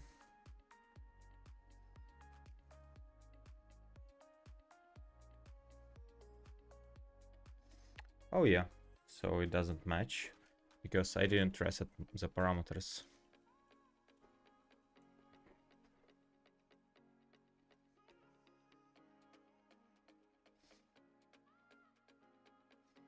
Okay, so this test has passed. We see it's green. Good. The first test is working. Now we're gonna do another one.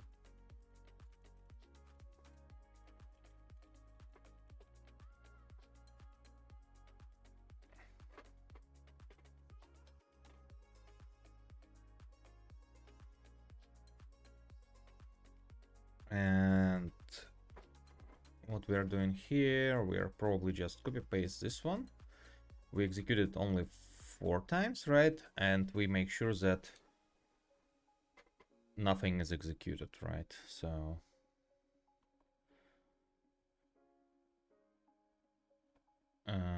with statement, but no execution should happen. And this one is actually gonna just pass probably.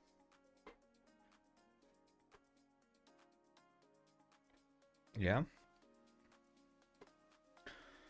So now we're gonna do,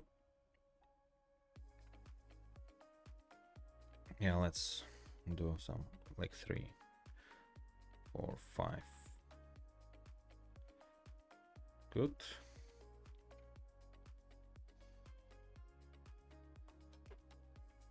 Now we're gonna do the same, but this time we can actually split it into 2 different tables. So one is gonna be in one table, and we're gonna just duplicate it, and we're gonna remove this one, and here we're gonna specify 1 and 2, so they're like interleaved between each other. So there's like 2 different tables that it should write data to, so it should create a batch for storage 1 and storage 2, and then it should actually execute stuff for storage 1 and for storage 2 with the same data. So let's see if that's what's actually gonna happen. No, because right, we didn't implement that yet. Because yeah, the storages are completely different. So the data is not correct. Right, because the interleaving doesn't work. So let's implement that.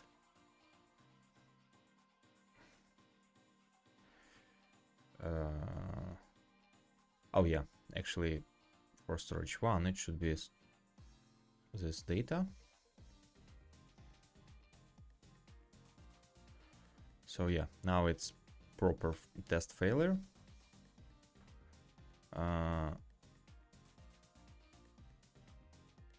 Okay, so it just tells that it's a failed test case, but yeah, it's normal. So what I need to do, I need to add here parameters by table.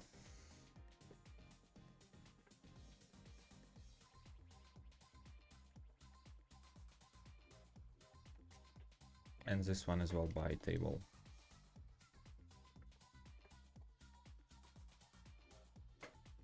And I'm gonna specify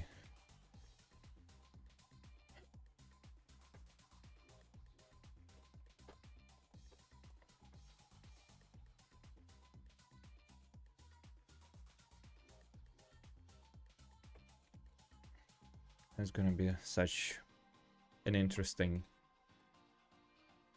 increment, right? And then we also need to specify these parameters as well, like if not is set this parameters by table table name. We need to set these parameters by table name equal to array. And then we're gonna pass it here with the table name.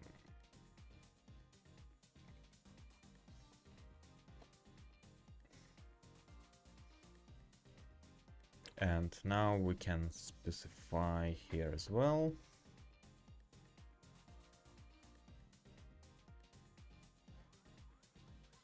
Zero, and then here we also can specify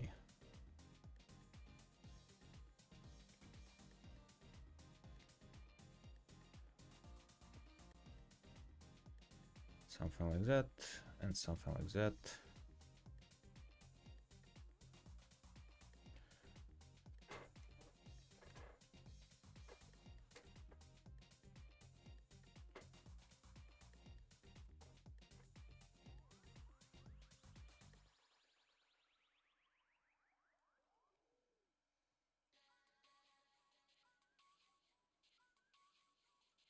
So it should work.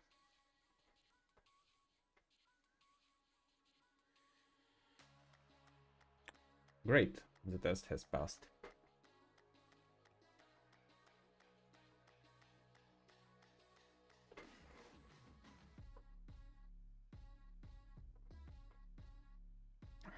Good, now we have the last test case to implement.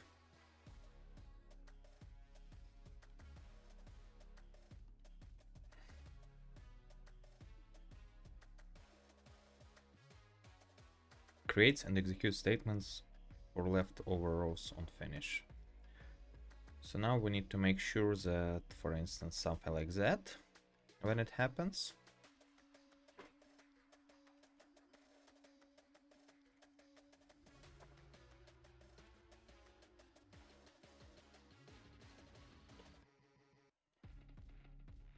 oh yeah, let's just do something like this. 1, 2.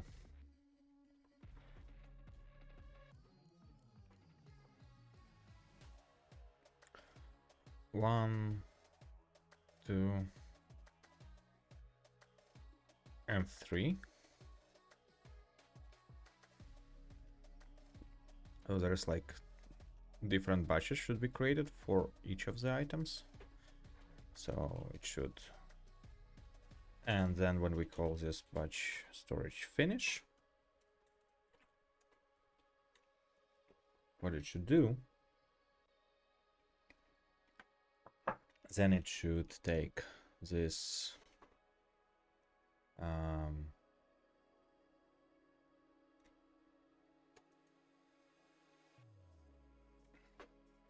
statement registry, and we need to assert that it equals to specific value.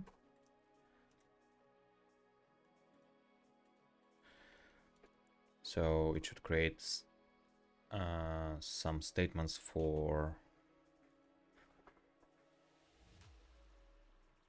store ID 1 with 2 items and for store ID 3 with 2 items too.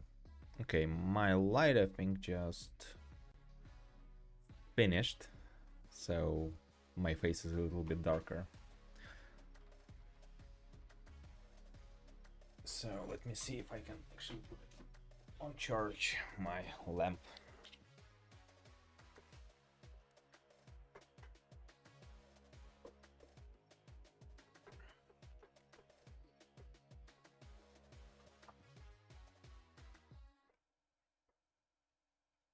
So with the statement, what we are gonna do with the statement, we gonna specify that it's storage 1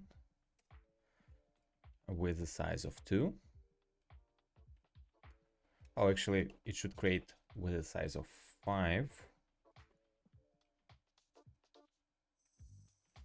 Batch SQL 5. It should also create for storage 2. So it should create those items, right?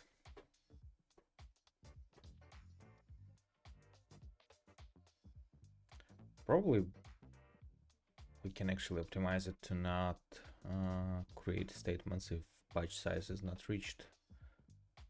Right, we don't need to create it. Probably we can go around with something like this.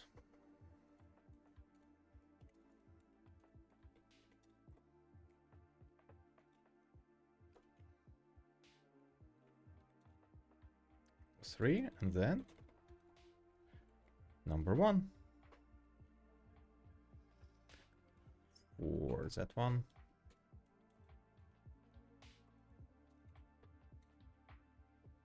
So now we can say that storage 1 had an executed statement for 2 with parameters of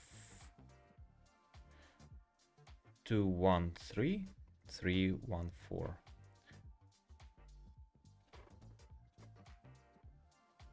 Two, 3, 2, 1, 3, 3, 1, 4.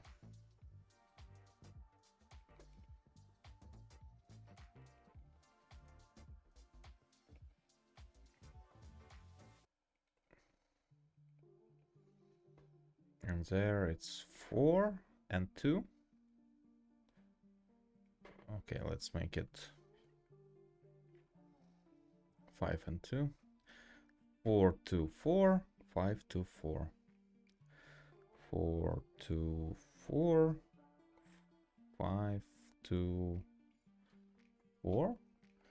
And only one batch size for storage 3.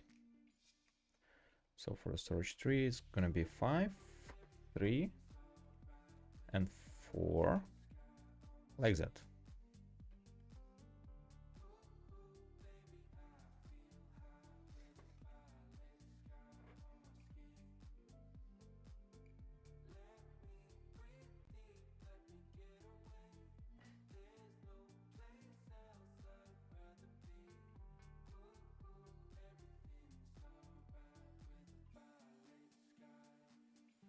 So I actually want to get rid of this test because I want to change the logic there because I don't think it's ideal.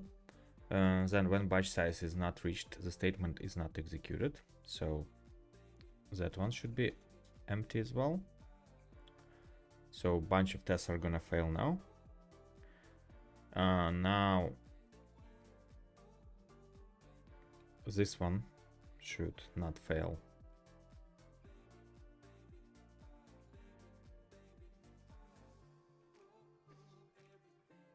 So why I'm doing this? Because I want to make sure that this part is executed only when we reach this statement. So I don't want to create prepare statements unless we are actually gonna save something. Let's go. Okay, so now can call to member function execute statement. Oh yeah, because we need to use with statement with executed.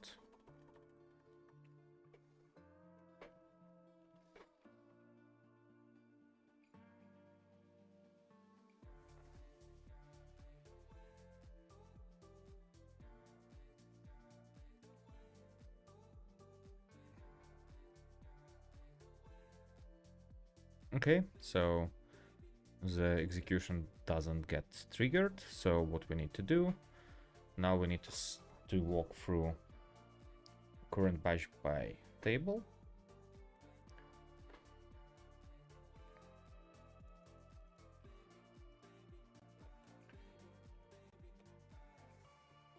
As table name and batch size.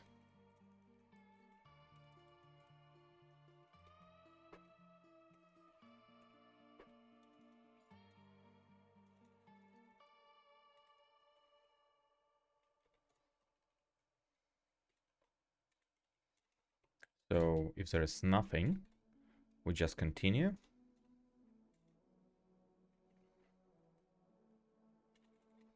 And then in that the current batch by table needs to be set to empty array, and parameters by table also needs to be set to empty array. But here, if this batch insert statement registry a statement for table name and the batch size. So if it doesn't have it, then we need to create one. So we need to create a statement with this index table structure, generate insert and duplicate for batch size. Okay.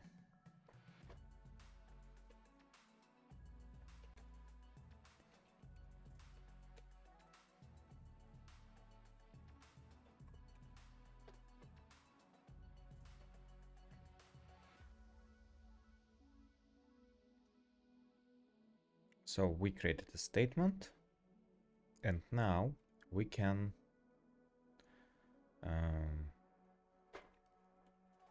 do this. Execute statement of table, batch size, and then this parameters by table, table name. Alright, so this should just work, hopefully.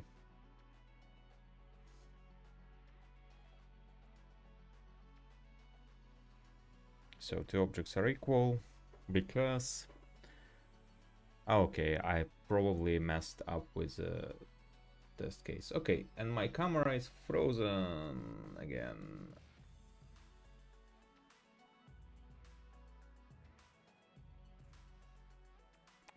And now it's unfrozen.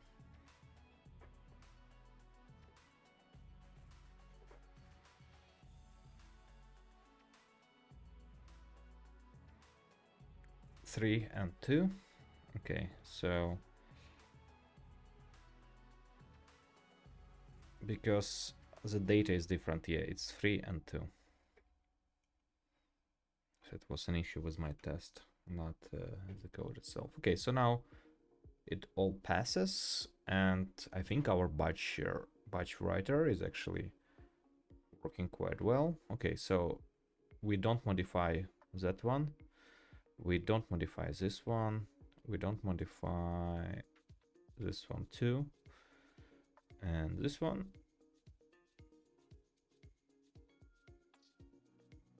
We didn't specify type here. Okay, let's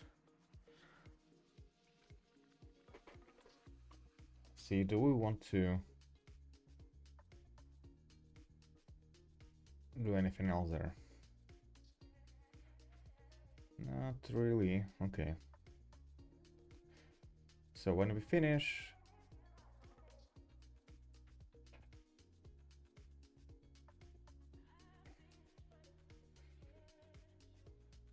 everything should be done itself.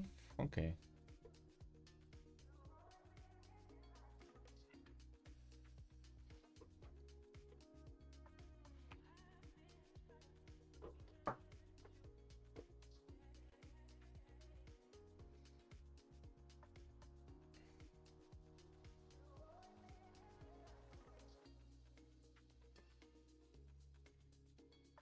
Yeah, so far it looks fine.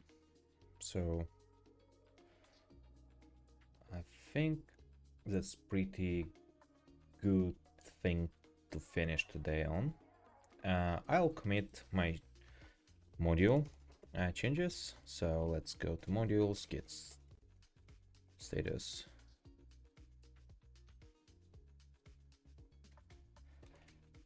Let's go to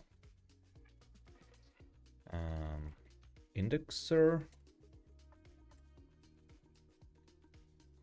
We have a bunch of files here, so let's add them.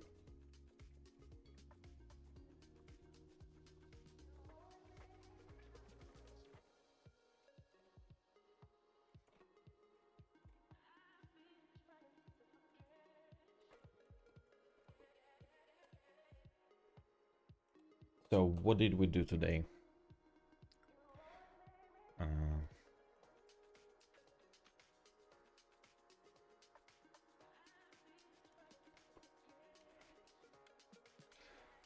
So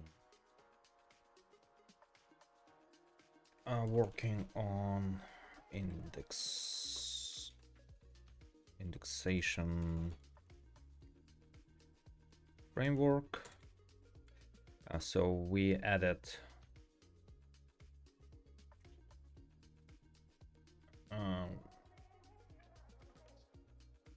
what did we add? We add insert on duplicate generator.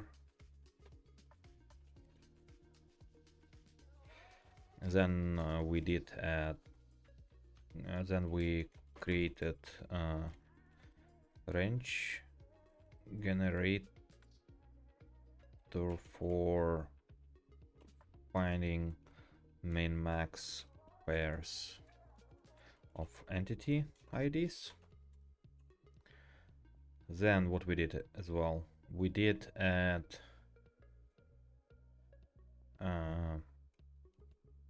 so we added entity data container for loaders. We didn't use it though yet. And we did okay, so let's do everything. Edit also table batch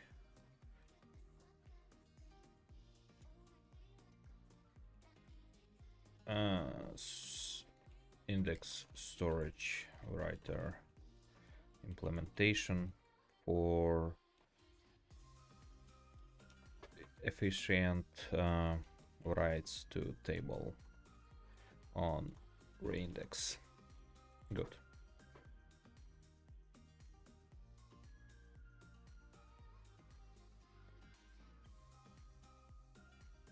So I think it's should be good enough.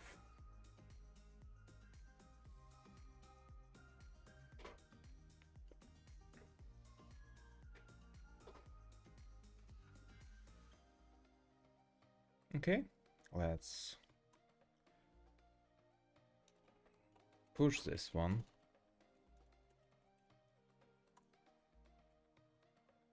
Hey, the code is pushed to the repository. You can play around with it as well. I'll post a link to repository. So what's our plan for tomorrow? Because tomorrow I'm gonna do the same string time, also from 10 o'clock UTC2.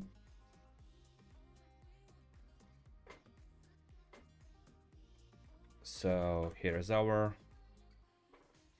Mage-OS indexer repository.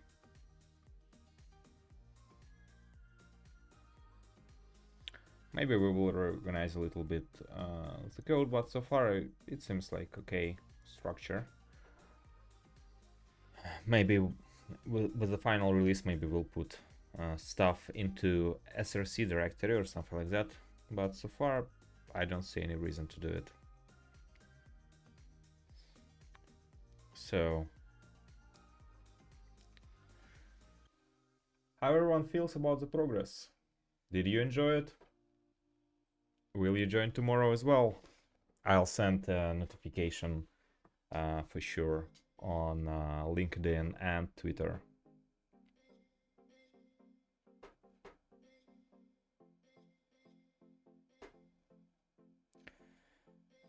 So, any questions? Maybe someone wants to ask some questions about the stuff that we did today.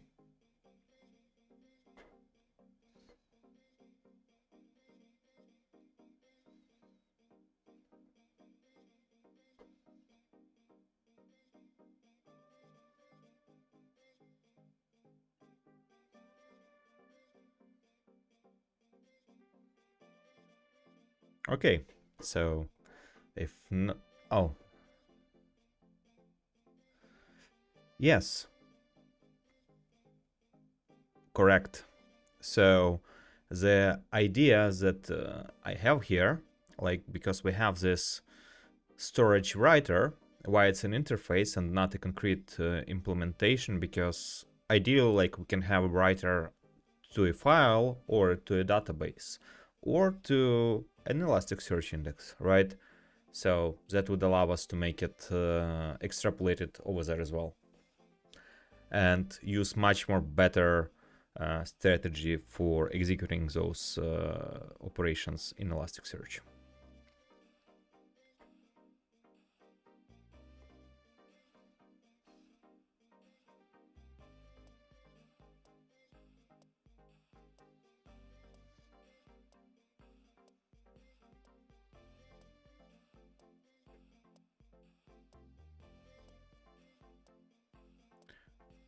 Okay, then everyone, thanks very much for joining the stream.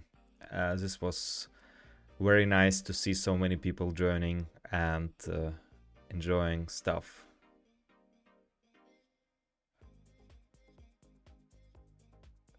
I would say, yeah, the RabbitMQ, I would say it's an additional I/O operation. So you would basically do send data somewhere else in order for it to be then sent back to you to PHP in order to insert it into the table or into Elasticsearch. So it doesn't make really sense to use RabbitMQ to improve performance of indexation. Like RabbitMQ is good when you want to collect some data synchronously from, let's say, web endpoint and then write it to the database in one single worker, so you don't have like table locks because of concurrent writes to the table. But with the indexation process, it's very simple because like you are isolated into a single table or into a single index file in Elasticsearch into which you're gonna write. Maybe it can improve a little bit performance on Elasticsearch, but you can do the same by just using non-blocking curl API for parallelizing the inserts into Elasticsearch index too. So it's not that big of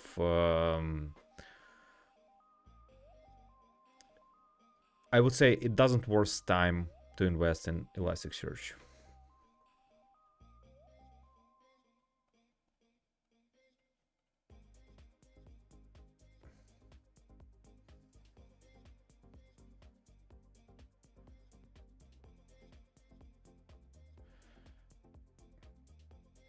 Oh yeah, if you have something like indexers set on save, you shouldn't do that in production, right? Because you don't want to do concurrent writes to index tables. That's why there is update on schedule.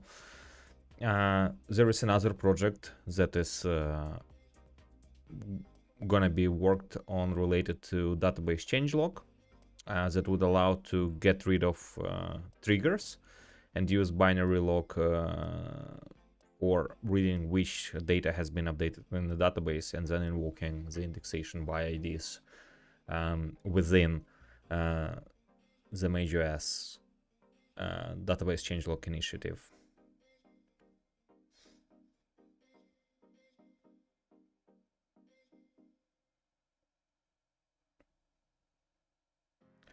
Okay, everyone. Now I'm not taking any more questions, and let's see you all tomorrow. Hope you also join. Thanks very much for joining the stream, and I really enjoyed it. It was nice seeing so many people chatting.